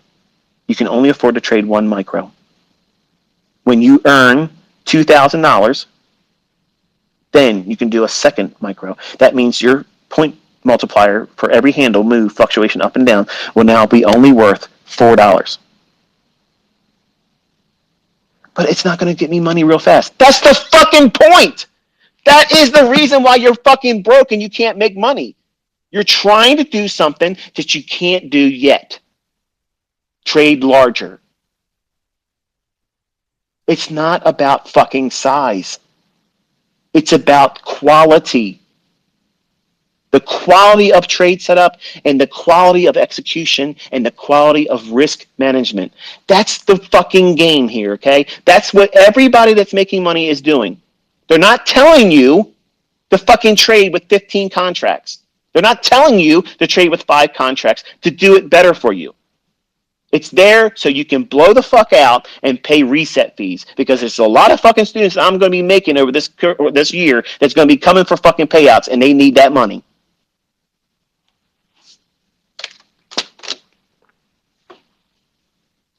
And it's every funded account company out there. I'm not slighting them for fucking making the money. Hey, that's a great model. Huge fucking potential to be profitable, because the statistics state that you're fucking 90%, you're getting paid. And then you might have this aberration once in a while where you have to pay out to somebody. Wonderful. And it's under the guise that you're helping. It's even better. But let's be real. Okay, let's call a spade a spade. This is what it is. You're paying an interest payment of 8% a month on money that doesn't exist, whether you trade or not, and capitalizing on the likelihood that most people, and I mean like 98%, don't have any financial literacy whatsoever. They don't have any risk management appreciation whatsoever, and they have zero fucking self-control. And I'm bipolar, but I'm going to tell you something right now. I'm not in there fucking doing Mickey Mouse money management.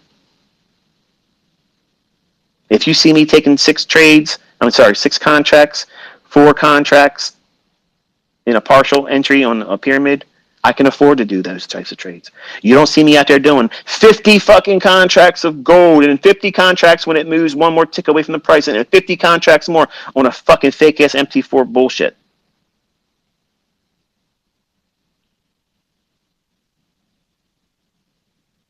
At some point, you're going to have to listen to somebody that's talking real shit, real stuff, real world stuff. Can you get rich with this model? Yes, you fucking can. But you have to start where you're starting. And you can't start thinking that you have a $50,000 account when you don't. You can't start with a $100,000 funded account thinking you have $100,000. You're not starting with $100,000. You're starting with $3,000. You have $150,000. I'm funded, baby. I'm funded with $150,000. No, you're fucking not. You have the demo of $4,500. You know what it's like with a demo account. You can trade 25 contracts. Your broker wouldn't allow it, but hey, it's fun, right?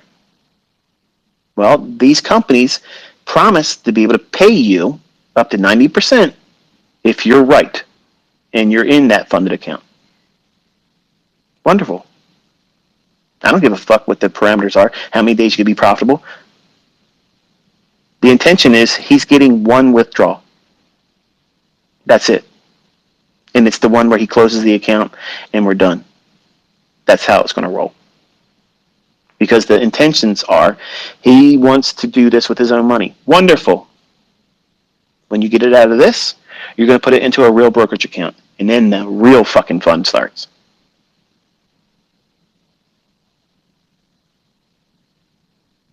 But he has less than $1,000 a month in expenses.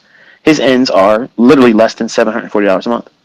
That's not going to stay that way. In 4 years, it won't be that, right? When he has his girlfriend coming home from college and whatever life changes he's implemented to get himself in a more of an adult-minded, position to be with her, a more formal way.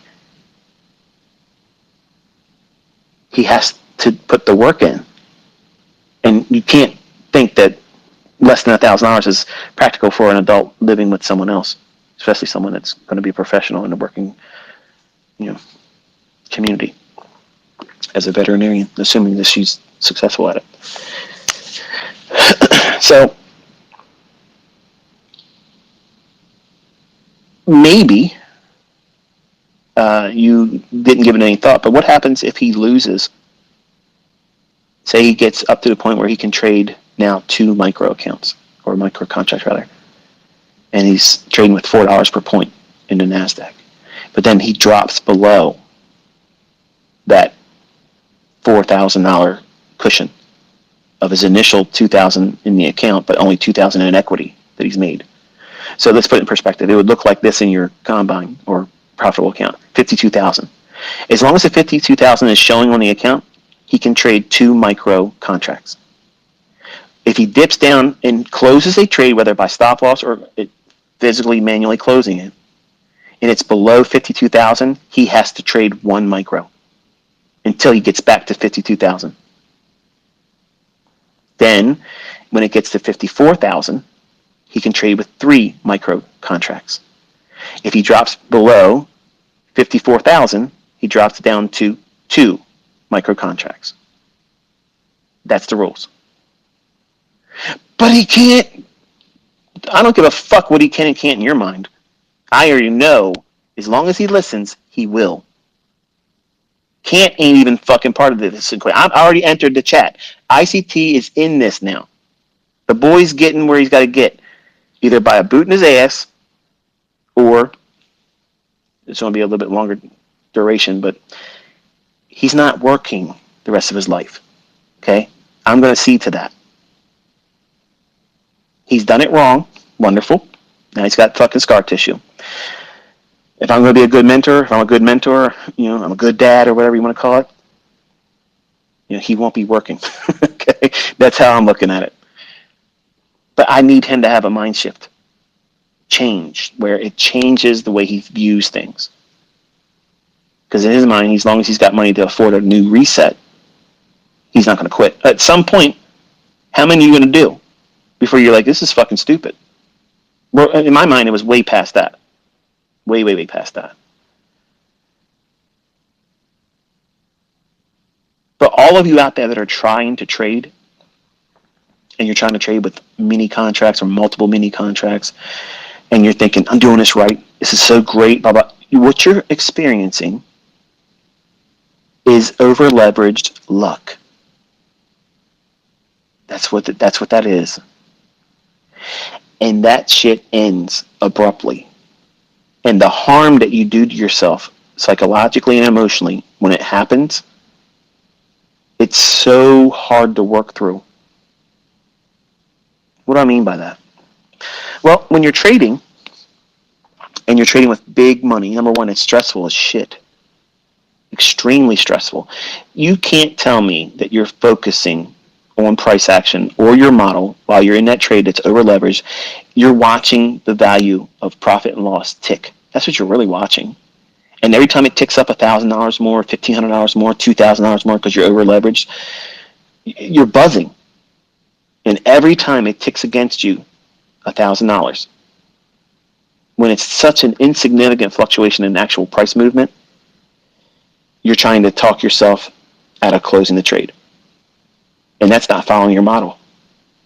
If you weren't over leveraged, you wouldn't even be feeling that impulsiveness to want to close the trade or fear, oh, I better close it now. Oh, if I don't close this trade, then it's going to turn back on me. Or, oh, if I close the trade, I know it's going to keep running. That's the testimony of someone that's absolutely fucking gambling and over leveraging.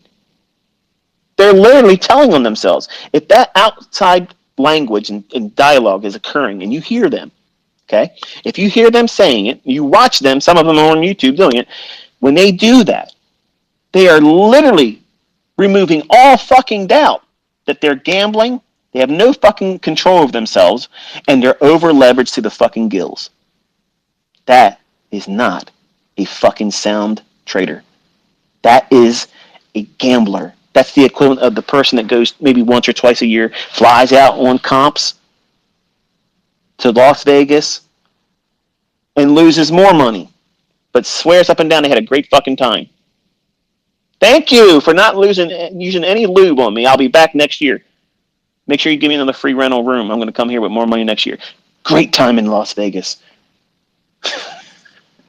They say everything in Las Vegas stays in Las Vegas. That mindset needs to fucking stay there. And don't go back out there. Do something where they have the odds in your favor, because that shit ain't it. In trading, some of you are trading. You're trading just like Las Vegas.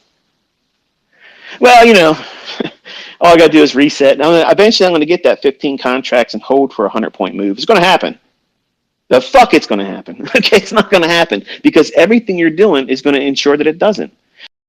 You're increasing the amount of adrenaline and cortisol pulsating through your body while you're watching something with the hopes that you don't fail, when if you would have traded with the proper leverage, it doesn't fucking matter if it turns on you. You're trading the statistical probabilities of that setup forming and following suit to the rules and the model's expectations. That's what you're doing as a trader. The money is the least important fucking thing. The only time money is important is when it's time to pay your quarterly fucking taxes or when you settle with Uncle Sam at the end of the fucking year. And you better be on fucking time with it. Then, after that, once that part's done, then you can glory and gloat about what you fucking made. Because until that man's fucking paid, you ain't made shit. You ain't done nothing. You've done nothing. 1 week, 1 day, 1 month ain't shit. It's nothing. That's nothing. And the only way that you're going to forge the mindset that takes you out of the working class hero bullshit, everybody that's working is on the plantation. You're all fucking slaves. And I used to be a slave too. And the only way you get the fuck off that plantation is to run your own show, your own business. And this is one avenue. It doesn't mean it's going to work for everybody, but this is one bastion that still exists where you can get yourself up out of that. But you need to stop thinking, I'm going to be rich overnight. I'm going to build up $2 million or $4 fucking million in funded account challenges. And I'm going to be funded. And I'm going to do this and do that. Listen, I have students that do that. Okay?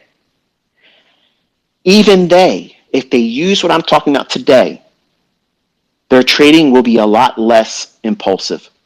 They'll be more consistently profitable. They won't have the tug of wars that's occurring inside of them. They got to live up to expectations because they made everything they're doing public. So-and-so said he's $4 million funded. He should be $8 million by now. Don't do those things. You're literally making it harder than it needs to be. Trading already for a new startup, for a person that's beginning, this is one of the hardest things that exists. Like, it's very fucking hard. It's hard. But it's beatable. And you have to do everything opposite to what you think this industry tells you should do. Try to get money real fast. Try to get rich real quick. Try to over leverage. You only make money with big positions. You can't get rich trading small. Bullshit. These are fucking people that are working 2 fucking jobs, hoping you're going to buy their bullshit online. So they don't have to fucking work their second part-time job because they sure as fuck ain't making it in the fucking market. Where are the fucking results? Just getting a funded certificate is nothing. You can't fucking buy groceries with that. You can't fill your gas tank with it. You can't make your ends meet with that. You have to have visibility past that. And so many of you young folks are only seeing just that. And you think something magical is going to happen when you get to that funded account. You know it is. It's going to be fucking funny. Something magically happens. Your give a fuck is going to go through the fucking roof because now you're going to be scared shitless about every trade you take. Because the combine is, oh, I'll just reset it. Now, no. Because now at the funded level, it's not just reset that bitch. It's, oh, I got to reset, get the combine done, and then go back into that funded account position all over again. And chances are, if you're learning anything from all that, is next to nothing. Because you haven't controlled yourself. You have not presented a rule-based routine, a protocol that you have to follow. And the number one thing that you have to do is remove the interest in making a lot of money fast. Everybody fucking blows it doing that. That's the surefire fucking guaranteed approach that you're going to blow your shit, blow your account, fail as a fucking trader when you're trying to push too fucking hard too fast. You're telling me some guy walks up to you every fucking week, gives you $80 3 times a fucking week. You're going to give that guy a middle finger and say, fuck you, man. Don't you ever come up to me again and give me that fucking $80. I just gave that to you here. I just told you exactly how to beat the shit out of these funded accounts. Every company out there. But it's going to take, I got to pay monthly pay. You're paying fucking bills, folks, okay? I'm fucking rich. I'm fucking loaded out the fucking ass with money. And guess what I still have every month? People holding their hands out. Yeah, you owe me $1,600 for this. You owe me $5,000 for that. You owe me fucking $6,000 for that. I got bills. I got bigger fucking bills than all of you. But I still have them. Living like this costs. More money, more problems. But bills are going to be paid. They have to get paid. Guess what? When you trade with a real brokerage account, guess what you're paying? You're paying fees and you're paying commissions. What do you think is going to happen when you start trading with a real account and you want to trade successfully and you're trading 500-600 contracts a month? Your commission bill is going to be fucking ridiculous if you just simply focus on that. Oh, I can't do this. This is cutting into my P&L. Of course it is. But if you learn how to fucking trade, it won't matter. You'll outpace all that stuff. That's the whole point of me teaching you. I teach and have taught how to outpace inflation. I teach and I have taught students how to make money. And you have seen them. You have seen them come forward with their evidence, their proof. You are next. Stop worrying about the next student that's going to be interviewed by me. You are the one. You're the fucking next one. You're it. But you want to turn this into a fucking spectacle where I want to entertain myself and watch vicariously from afar. I want to see what everybody else is doing because I'm too chicken shit to get out there and do what's required to do it myself. And the whole time, you're working with fucking Carl. Come Monday, you're doing the same fucking shit. Making the same Mickey Mouse fucking wages and never changing shit because you're too fucking stubborn. You're too fucking stubborn. You don't want to listen. You don't want to listen. And what have you shown for yourself by doing that? Square one, baby. You're still there. It's time to pull up the tent stakes, pack the fucking tent, move on down the road and pitch a tent further, closer towards your fucking goals. That coffee shop fucking job, that is a fucking embarrassment. You should look at that and say, you know what? I'm 18 now. I'm making a change. I'm going to do this. I'm not going to do that. Dad said do this, and Dad said don't do that. I'm going to stay in those lines. I want to be able to say, Dad, it worked, or if it didn't work, Dad, you didn't do it right, and I failed because you told me to do this. That's exactly what I gave him. I gave him that fucking power. He personally doesn't fail. I do. So where's the fucking complication here? None. It's all on me. I'm 50 years old, about to be 51, 2 weeks. Spinal compression injuries, but my back is strong enough. I can carry all of you. Okay? I can carry all of you. But you have to listen. You have to fucking listen. If you don't listen, if you don't have these rule-based ideas, controlling expectations, how fast you make money can ruin you. Meteoric rises in equity increases absolutely can fucking crush you. What the hell did you just say? Yep.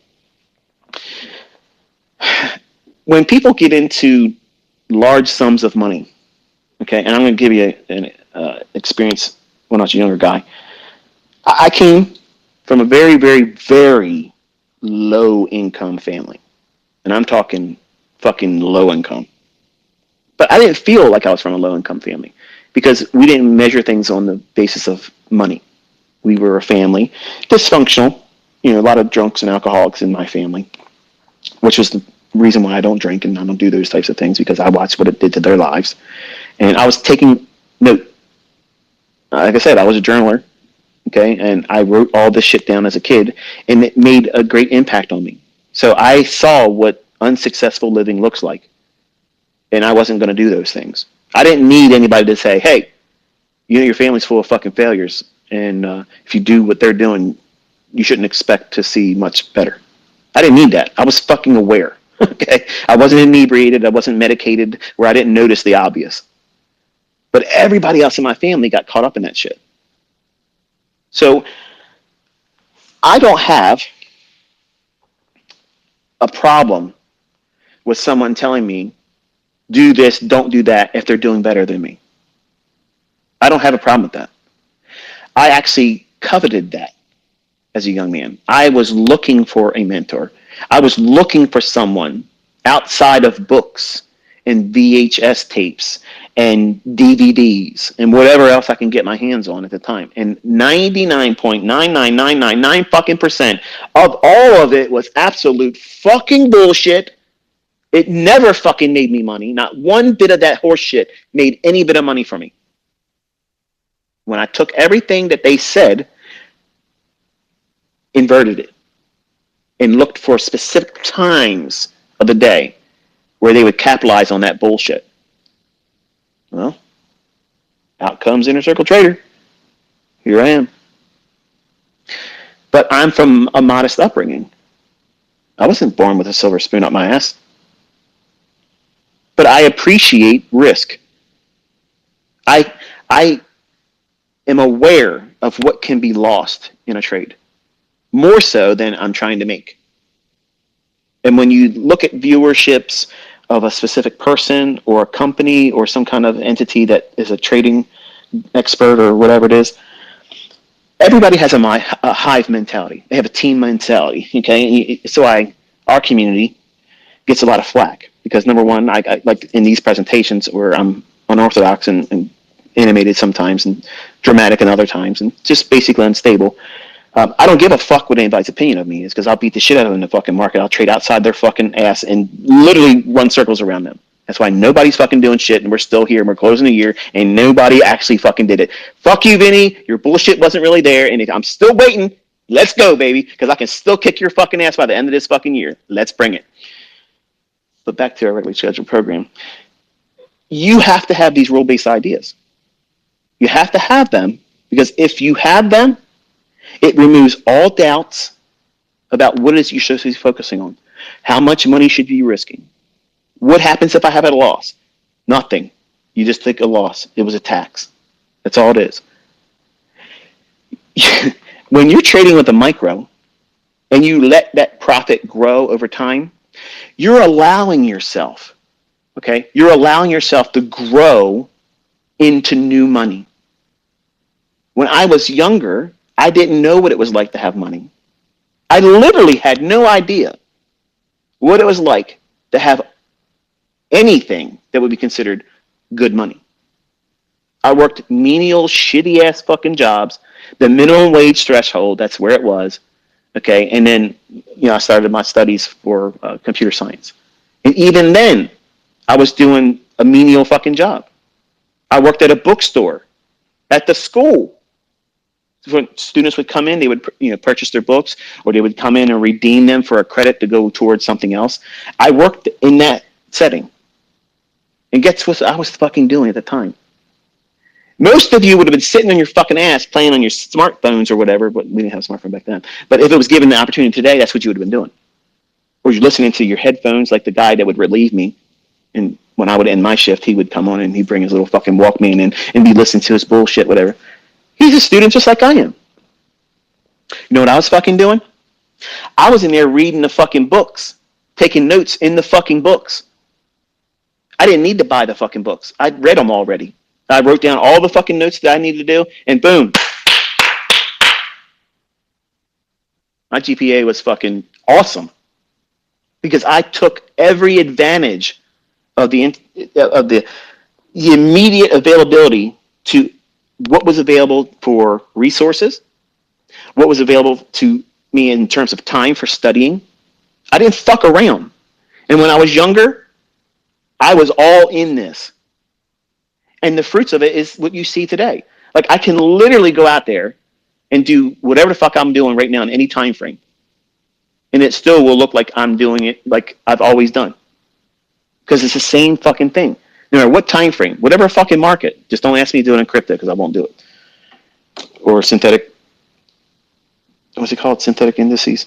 Somebody else. A lot of Africans ask me about that. I don't even know what the fuck that is, but I don't do anything with it. But crypto and that aside, doesn't matter what market it is. Everything I'm teaching you, it works there. Period. There's only certain aspects between Forex and futures that has a small, and I'm talking very, very small, marginal effect of time. And those being the very specific times of the day that certain setups will form. And I've already taught it. It's already in the YouTube videos. It's there. Okay? So that's what he's going to be doing. It's very specific. It's time-oriented. It's running for liquidity. Where's the next draw on liquidity? He's going to capitalize on that. He starts his analysis on the weekly chart. Where's the weekly candlestick likely to reach for? Everything I've already taught you. I'm not hiding any of that. And then he's looking at the economic calendar. When there's going to be a high-impact news driver, he's expecting some manipulation based on that and still reach for the draw. So he's using the economic calendar in that regard. But he's not taking any trades outside of 10 o'clock in the morning and 11. But what if it's 11 and 1? He ain't taking the fucking trade. What if this trading into the fair value gap at 9:59? He's not taking the fucking trade. He's got to answer to me. He's got to answer to me now. So he has rules. He can't take a trade outside of 2 o'clock and 3 o'clock. That's it. If he makes money in the morning, he's not allowed, he's not permitted to trade in the afternoon. If he doesn't find a setup in the morning, he can look for one in the afternoon. If he loses there, okay, he's not taking another trade. What happens to the fair value gap forms between 3 o'clock end time and 2 o'clock, the silver bullet window? He can't take the fucking trade. He has a loss. He eats it. But shit, if you want to be a failure, you do make your own fucking bullshit. Stop coming to me. Stop coming to other people. If you know everything, don't listen to people that are teaching. There's so many fucking know-it-alls in the comment sections. Oh, but you should just start a fucking YouTube channel. Trade, do executions, prove that you are somebody to listen to. Fuck your opinion. I don't give a shit. That's another reason why I can't wait to get out of here in fucking November. So many fucking idiots, man. But anyway, I covered a lot of stuff that many of you probably heard before, but I gave you a very specific element of controlling risk. And yes, it does slow down your expectations of making the big money. Because, like I mentioned, and it ain't going to make sense to you until you do it, when you have your first profitable trade or a series of profitable trades and you have your first profitable month. Okay? When you close the month out and it's profitable, and you start doing the math on that, and you say, okay, do I do that every month this year and every year going forward, assuming you're going to have that same rate of success? And you can't have that. Don't expect that in your mindset, you're going to do this every month. Don't do that.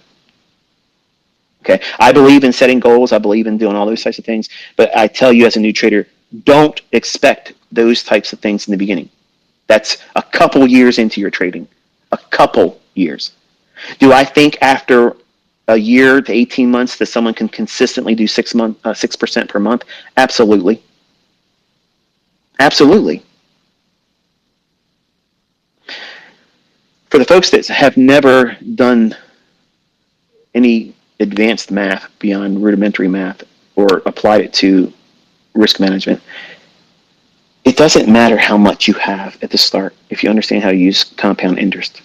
Compound interest in the hands of someone that's capable, all you have to do is find something that repeats, that's measurable, just has a statistical probability of repeating more times than not in the future, and you have a fixed position in terms of how much money you can lose. Now, I'm saying that with quotations in the air with my fingers, okay? Because for purposes of CFTC regulations and required risk disclaimers that I can't show you here, past performance is not indicative of future results, and you can lose more than you have in your account. Putting that aside, because that's reality, you're opening yourself up to risk by having that specific number of handles of stop loss. In my son's case, I told him his model needs to be 20 handles. That allows for a lot of wiggle room. On a 1 minute chart, it gives you a lot of wiggle room. Because if your setup's really there, it's not going to fuck around and go against you when the fair value gets traded into. It's not going to rip through that bitch 20 handles and still go the other direction. That's not happening. Okay? That's not happening. And you only have one chance. So don't take my word for it. Go through the study of a 10 o'clock to 11 o'clock time interval and see how many times a fair value gap trades down to it and rips through it 20 handles and then comes back up and still goes inside of that hour. Remember, your execution has to be within 10 o'clock in the morning and 11 o'clock. Somebody's going to come in here. Oh, look at this here. It went back down to it at 11:15, so you're full of shit. Wrong. You didn't fucking listen. You can't follow rules. This is the reason why you're failing.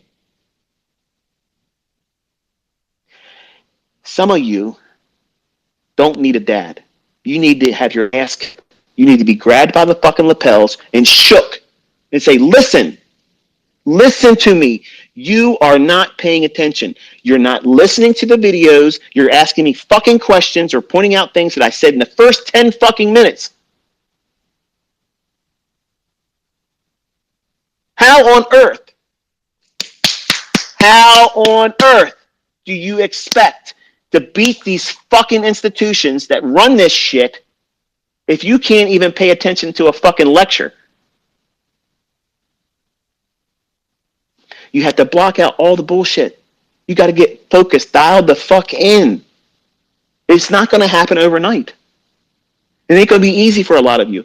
But once you get this understanding, the work's over. You just have to implement it. But you got to have rules.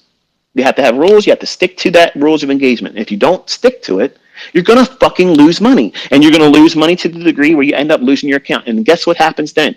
You have a hard decision. Do you start all over again, or do you pack it in and say, it ain't for me? If you have done the work of trying to trade, okay?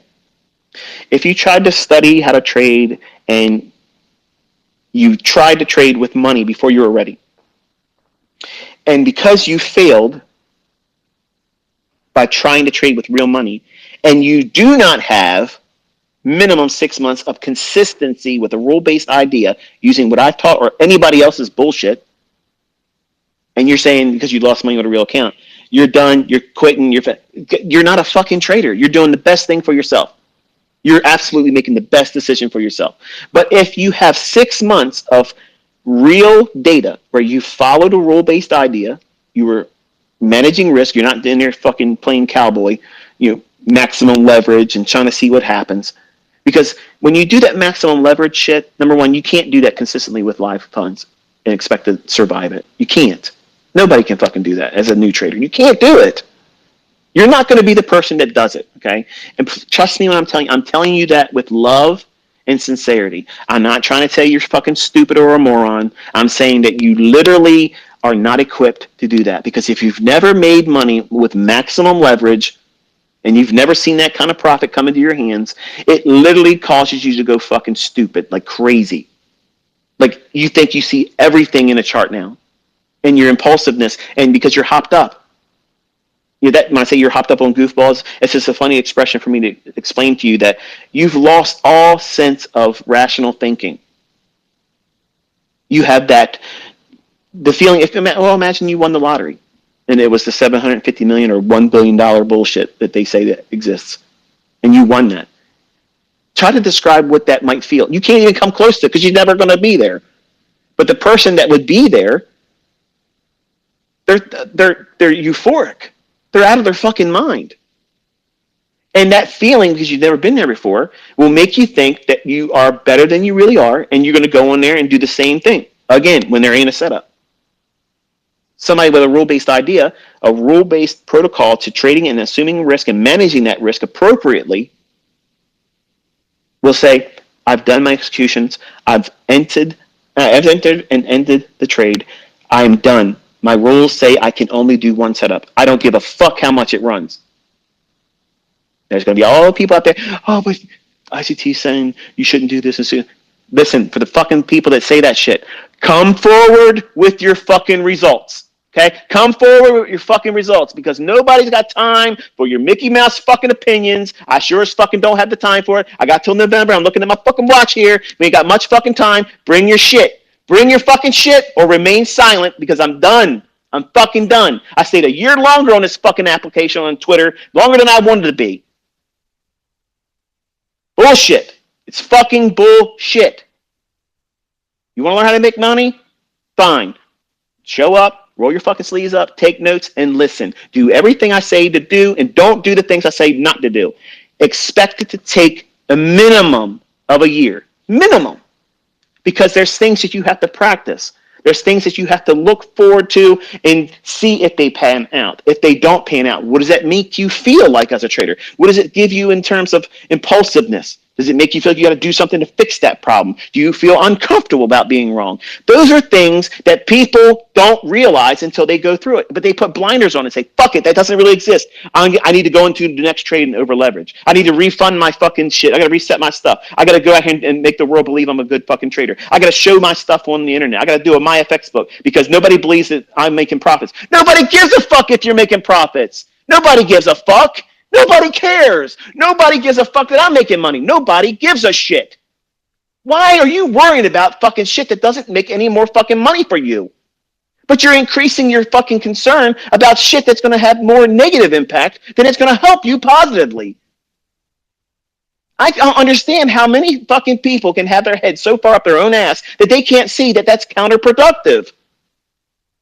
You'll do all that extracurricular bullshit that's going to hold you back and distract you from actually doing the work than simply doing 25% of the effort you're doing to do everything opposed to following instructions and then finding the success that you say doesn't fucking exist. It's asinine. I don't understand. I don't understand why so many fucking people drag their feet. It's for free. It's fucking proven it fucking works. It's proof. Come on. Seriously, why the fuck are you waiting around? Get in there and start. Don't tinker with the fucking rules. Don't bring your bullshit. GAN is not part of this fucking discussion. Unless I talk about it. Unless it's part of the fucking issue and the model that's being exposed, and as far as this is the time you're going to trade. This is the time where if you don't have a trade and it's this time of the day, you cannot take a trade. I don't give a fuck if anything happens after that. You can't trade. Period. That right there cancels about 75% of you. Well, I can't do it because, okay. I'm not going to stop fucking being me. I'm not going to stop living my life. I'm not going to stop being who I am because a certain percentage of my viewership can't do something. You said you can't. I didn't say you can't. You fucking said you can't. Because you said you can't, I fucking believe you. I absolutely believe that you can't do it. I believe you. You don't have to argue with me. You don't have to convince me. It's a settled matter. You said you can't, therefore you can't. When you change your mind and say, I can, I believe you. You don't need to convince me. I absolutely have proof that you can. Before you get your proof, I already know you can. But I'm in a position where I don't need to be swayed. I don't need to prove shit to nobody else. The proof's already out there. And I'm inviting all of you to simply investigate it on your own, and that way you'll find it for yourself. And when you get it, even if it's the $80 win, $80 a couple times a week, you know what that does? That pays for your fucking groceries. Yeah. It pays for a car payment, maybe a cell phone bill in addition to that. And then what happens over time? Wow. I'm really learning how to do this. I can now apply more effort and more equity. And then you compound that same cookie cutter approach that you've been doing with a micro account, micro contract. Now you're trading minis. And eventually dozens of them. And guess what happens then? Your frequency of trading drops. What did you say? Wait a minute, I'm already got my calculator here, and I'm doing 50 contracts of NASDAQ at this, and I'm trying to do it Monday through Friday. And this motherfucker just came out and said, trade less. Trade less? Man, what is this guy on? I'm on the reality tip. Because when you start making 5 figures a week, why the fuck are you going to push it? Live your life. Live it. Some of you, not all of you, some of you would find the very existence that's going to be absolutely phenomenal for you, and you don't have to make $1 million a year. Many of you think that you have to be a millionaire every year over and over and over again, or you're not successful. That's bullshit. Because the person that finds their income and then a surplus income beyond that, outside of their job, and they no longer need their job and they fire their boss, I'm going to tell you, that's a person that's walking on fucking clouds right now. They're absolutely comfortable inside their own skin. And they're not the ones out here trying to prove it to anybody because they don't give a fuck. They have got a lifestyle now that they are not plugging into social media, which is 90% of horseshit and fucking negativity. They're not giving a fuck if somebody doesn't believe. You think they care who doesn't believe that they're doing what they're doing? They don't even know these people exist that doubt what they do. They don't give a shit. And that's how I've been. And I'm going back to that in November. I don't give a fuck who doesn't like me, who doesn't believe in me, I don't give a shit. But I have left my fucking legacy in this fucking industry, and you can do whatever you want to do with it. You want to shoot holes through it? Okay, come with the data. You want to come here and say, well, it wasn't as good as he thought it was. Okay, well, show us what you did and how you fucking failed at it. What did you do? Where and how did you use the information? I guarantee you did it wrong. But I took notes. I see, here's 5 pages of some scribbly ass bullshit. I took notes. It's like my son. Dad, do I have to watch all these fucking videos? What the fuck did you just say to me? What did you just say to me? Well, I was just asking. You were just what? You were just what? The whole fucking reason why I'm making these fucking videos is for you and your brothers. I don't need to do these fucking videos. I'm doing it in case something ever happens to me. My mindset, the things that I codified are actually accessible to you. You won't even understand my fucking journals unless you listen to this shit.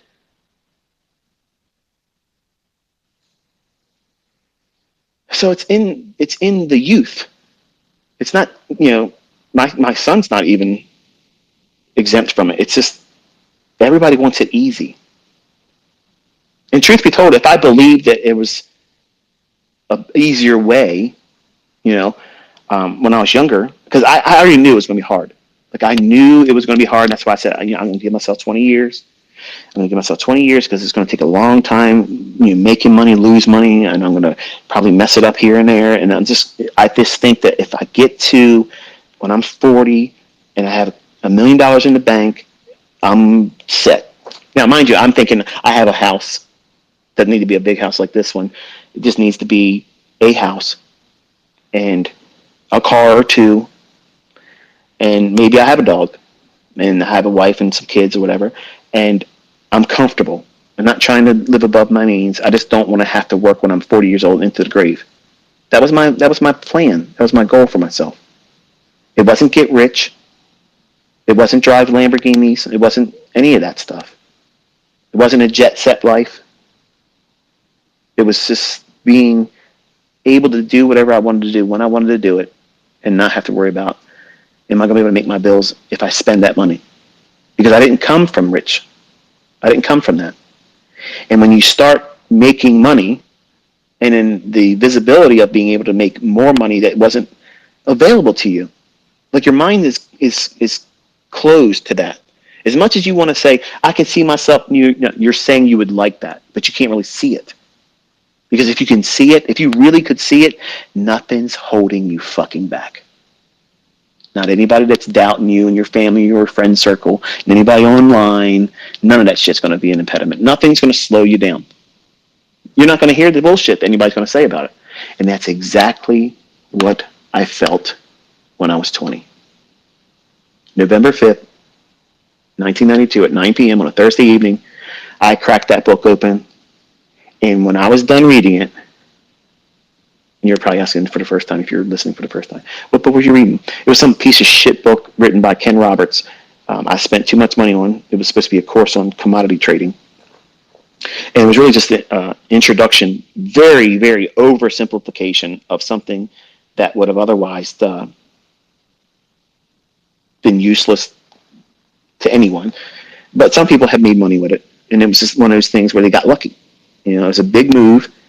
And he taught long-term daily chart trading where you hold on to a position for weeks and maybe a couple months, which that doesn't fit me. But when I finished that book,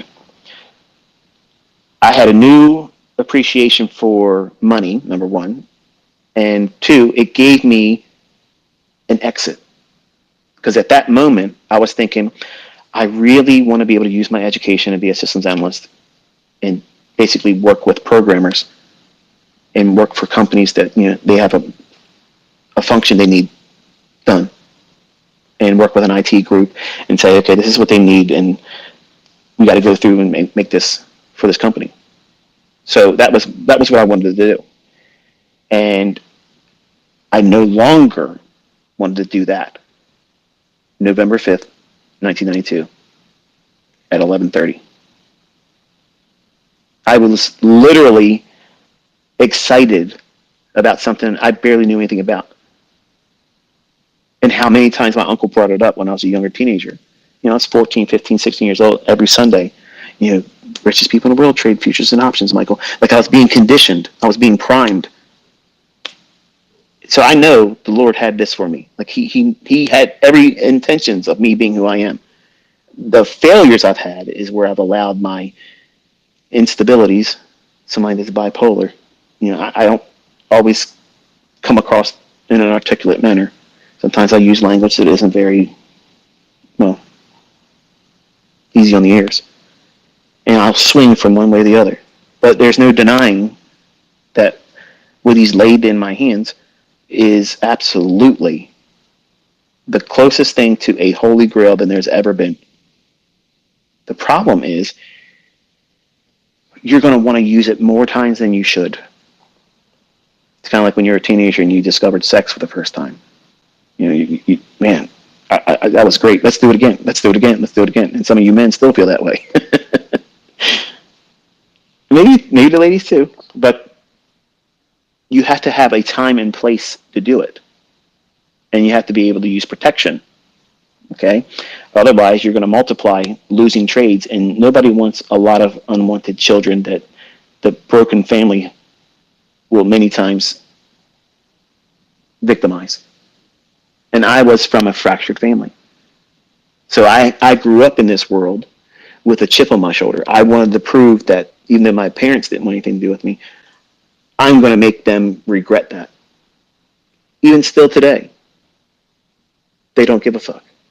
Like you would think, hey, Michael, this is crazy what you were able to do. Wow. Not one thing like that, nothing like that. But they both had their hand out for money though. My son has the best fucking cheerleader he would ever fucking have. Because I've been where all of you are and less than.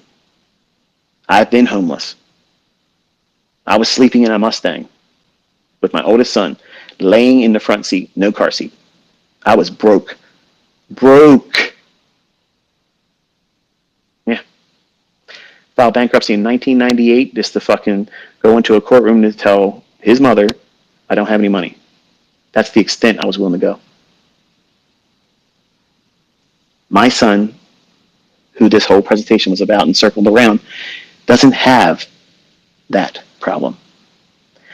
He has someone that is absolutely available all the time, wants to absolutely spend every waking fucking minute building him up.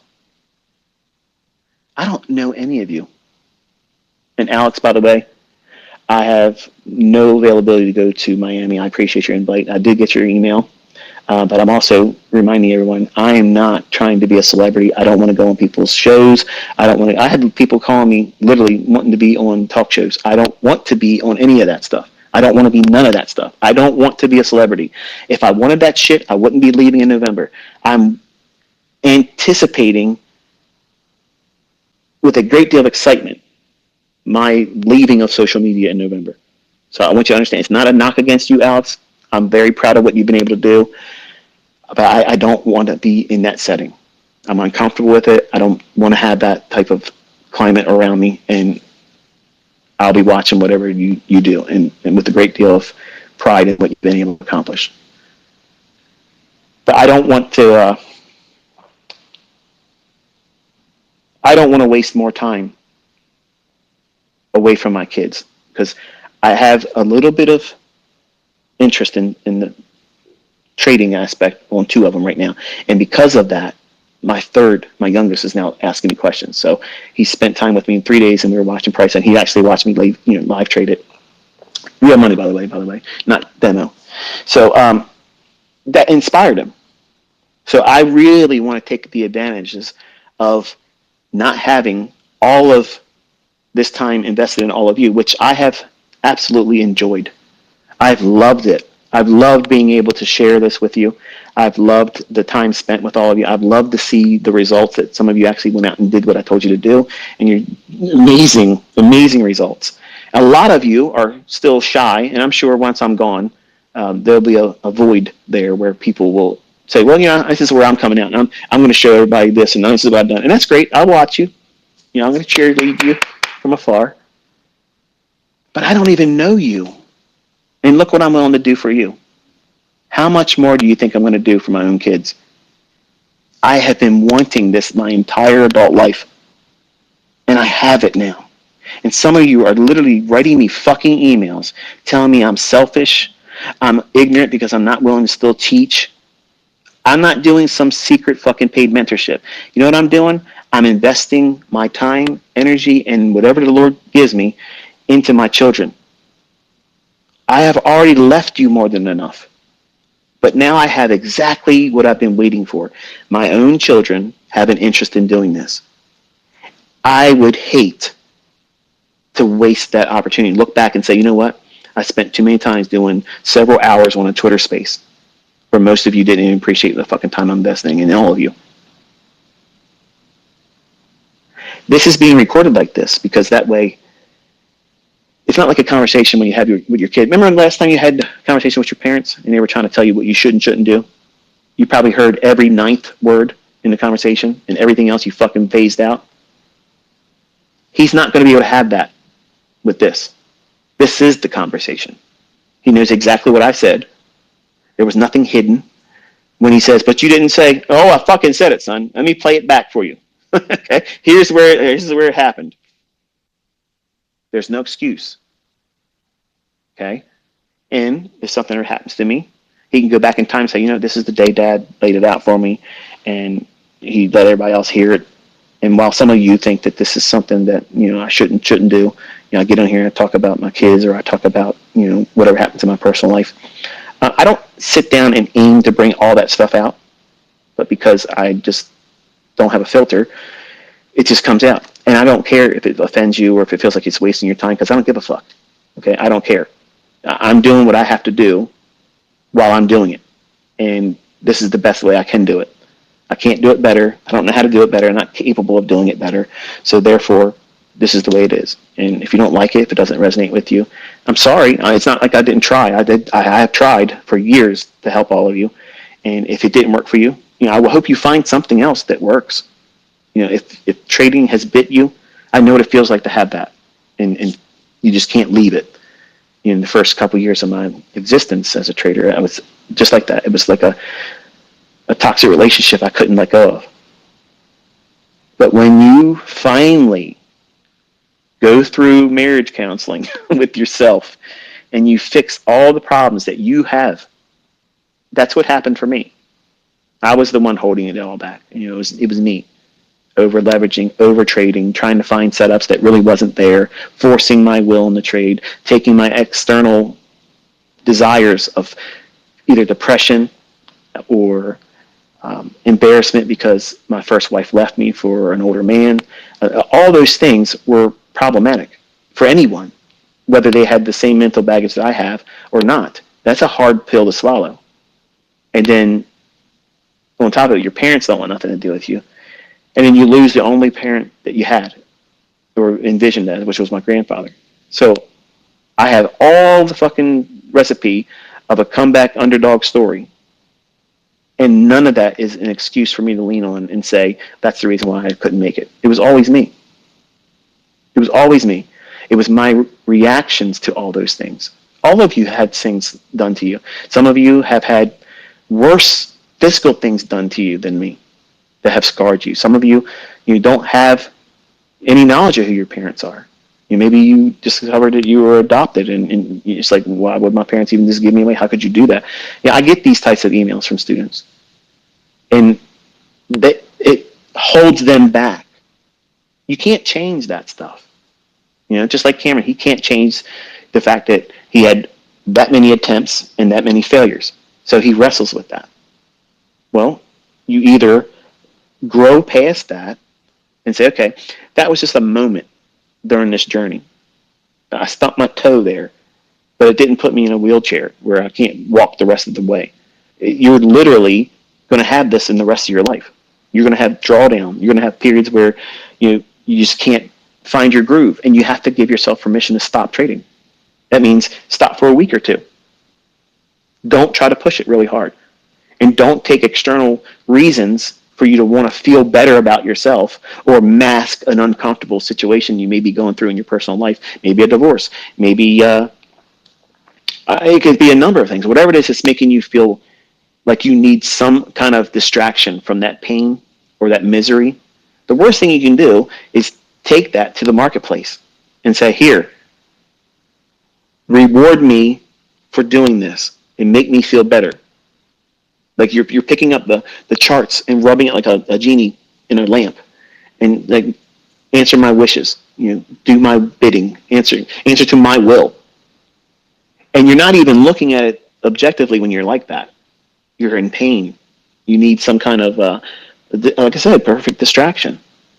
And I was doing that in the beginning. That's most of what I was doing every single time I traded. And it's something you don't identify until you hit rock bottom. Not once, not twice, but a few times. And if you still feel like you want to be here trying to learn how to do this, you are a trader. You just haven't found your consistency or the model that fits you yet.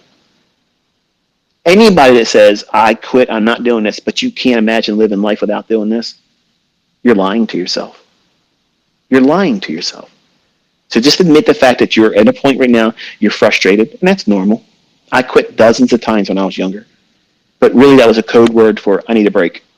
And that break only was long enough until I had enough money to put back into the account. It's the way it was, folks. That's exactly what it was. And you should be encouraged by that. Because I don't want to be the catalyst to talk anybody out of doing this, because I think this is one of the last best opportunities to become extremely comfortable but with the potential to make whatever you want to make. But you have to be comfortable accepting periods where you lose money. And it might be a series of them. And if you can't control yourself, if you can't identify the fact that, okay, I had a losing trade, I want to get that back. I'm mad. I'm regretful. I didn't see it like I should have. Okay. Is that the proper state of mind before you put on a new trade? Fuck no. So you stop. That's why these rules are here for him, because he couldn't. And then when he would get mad, just putting the trade on just to see what would happen, and then ready to take the credit if he was right, like he did something. You ever been there before? Because that sounded like something I did when I was younger too. That's gambling. That is gambling. And I don't promote gambling. I don't promote that gambler's mindset. There has to be a reason for you to take that trade. If there isn't a sound reason to take that trade or stay in it, there's no reason for your stop loss to get hit. If everything in that chart is saying that it's not going to pan out, it's definitely, you're wrong, concede and say, okay, I'm done. And don't go back in for that day, no matter what happens. The learning experience that you get without losing money is astronomical. In the times that you do that and you were right because it goes the other direction, that is a learning experience that is so powerful that no book, no video course, no example of me doing it in front of you doesn't have the same impact. You learn by doing. And experience is going to be your best mentor. The only thing I've been is a conduit to say, hey, here's a language, look at the charts, this is what it's telling you. Do you understand what it's speaking to you and saying, hey, this is what I'm trying to do? Are you ready? Because if you're not, I don't give a shit, I'm still going. And if you weren't ready, you just wait for the next one. Like, in the beginning, you're new, and you feel like, that was the only fucking trade I'm ever going to have. Why did I miss that? That's infancy talking. That's like a baby, a child, when you take their toy from them to make them get up in the chair to eat dinner, and they can have the toy back and they're done eating, but they don't want to do that. They want to have it their way. It's infancy. That's all it is. And I'm not talking down to you because I know exactly what that felt like for me. You want to have it your way, on your timing. And guess what? The market says, I don't give a fuck what you want. And what time I'm going to do it, it's my time, not yours. You better be here when I'm doing it. That's how it is. So to remove all the ambiguity, all the guesswork, he has a start time. He has to be in front of his computer at 9:45 or on his phone checking it at 9:45. He has to be on duty until 10:59.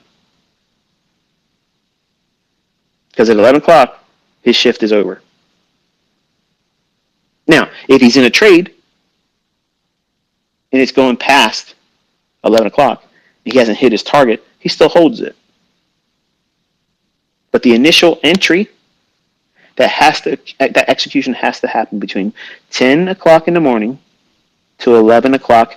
At 11 o'clock, to me, I don't want him to take that trade. But at 10:59, he can. Well, why would you have a rule like that? Because that's how strict I am. I want him only on that time. I don't want him looking at anything past 11 o'clock. That tells you I have pressed on you the importance of that hour. There's something going on in that hour that I can't tell you, but this pattern, this model, this approach to trading capitalizes on it. And this is the closest fucking thing I could get you to it without telling it and getting myself in trouble. And it's the same thing that's happening at 2 o'clock to 3 o'clock in the afternoon. And it's the same fucking thing that's happening at 3 o'clock in the morning and 4 o'clock in the morning, New York local time. It's algorithmic. It's doing something it was going to do regardless of how many people buy and sell. Period. End of story. That's all I'm going to say about it. But anyway, I have a Saturday to get back to, and I have these little baby puppies that I am absolutely in love with and I'm having such a blast with. And they already know their names. It's really, really important that you train them right away and you reinforce. Like I treat them with real chicken. We take chicken and we boil it and cut up into small little pieces. And for the folks that want to hear about trading and stuff, yeah, I'm done doing all that now. I'm going to spend about 5 minutes talking about personal shit so you can sign off and whatever. But the folks that want to hear just the personal stuff, not that it's all that important, but I feel like sharing it. It's important that you imprint on them early on and you reward them with something that, number one, because we got them from the breeder, breeders only give them kibble. So we give our dogs a natural diet, real food, real meats, coconut oil. We really spend way more than anybody would probably do for their pets, but we treat them very, very well.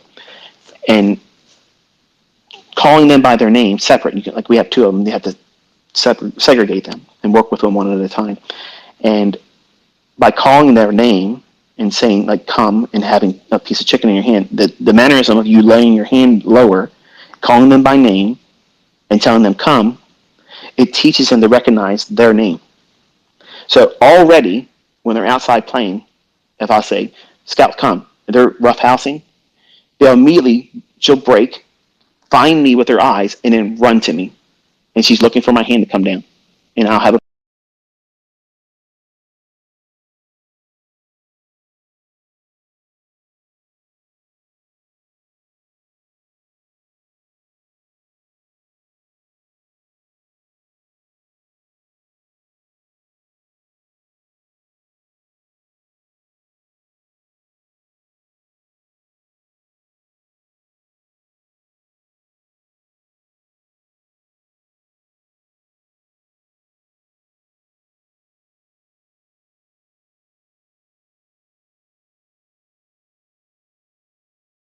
run to me. And she's looking for my hand to come down. And I'll have a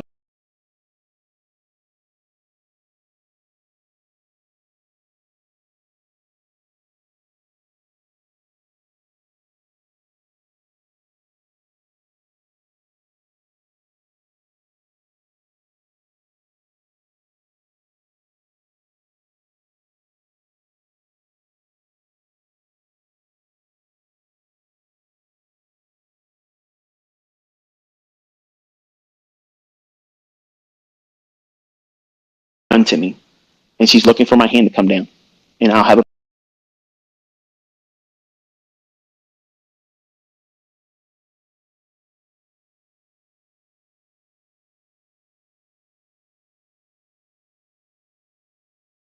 run to me.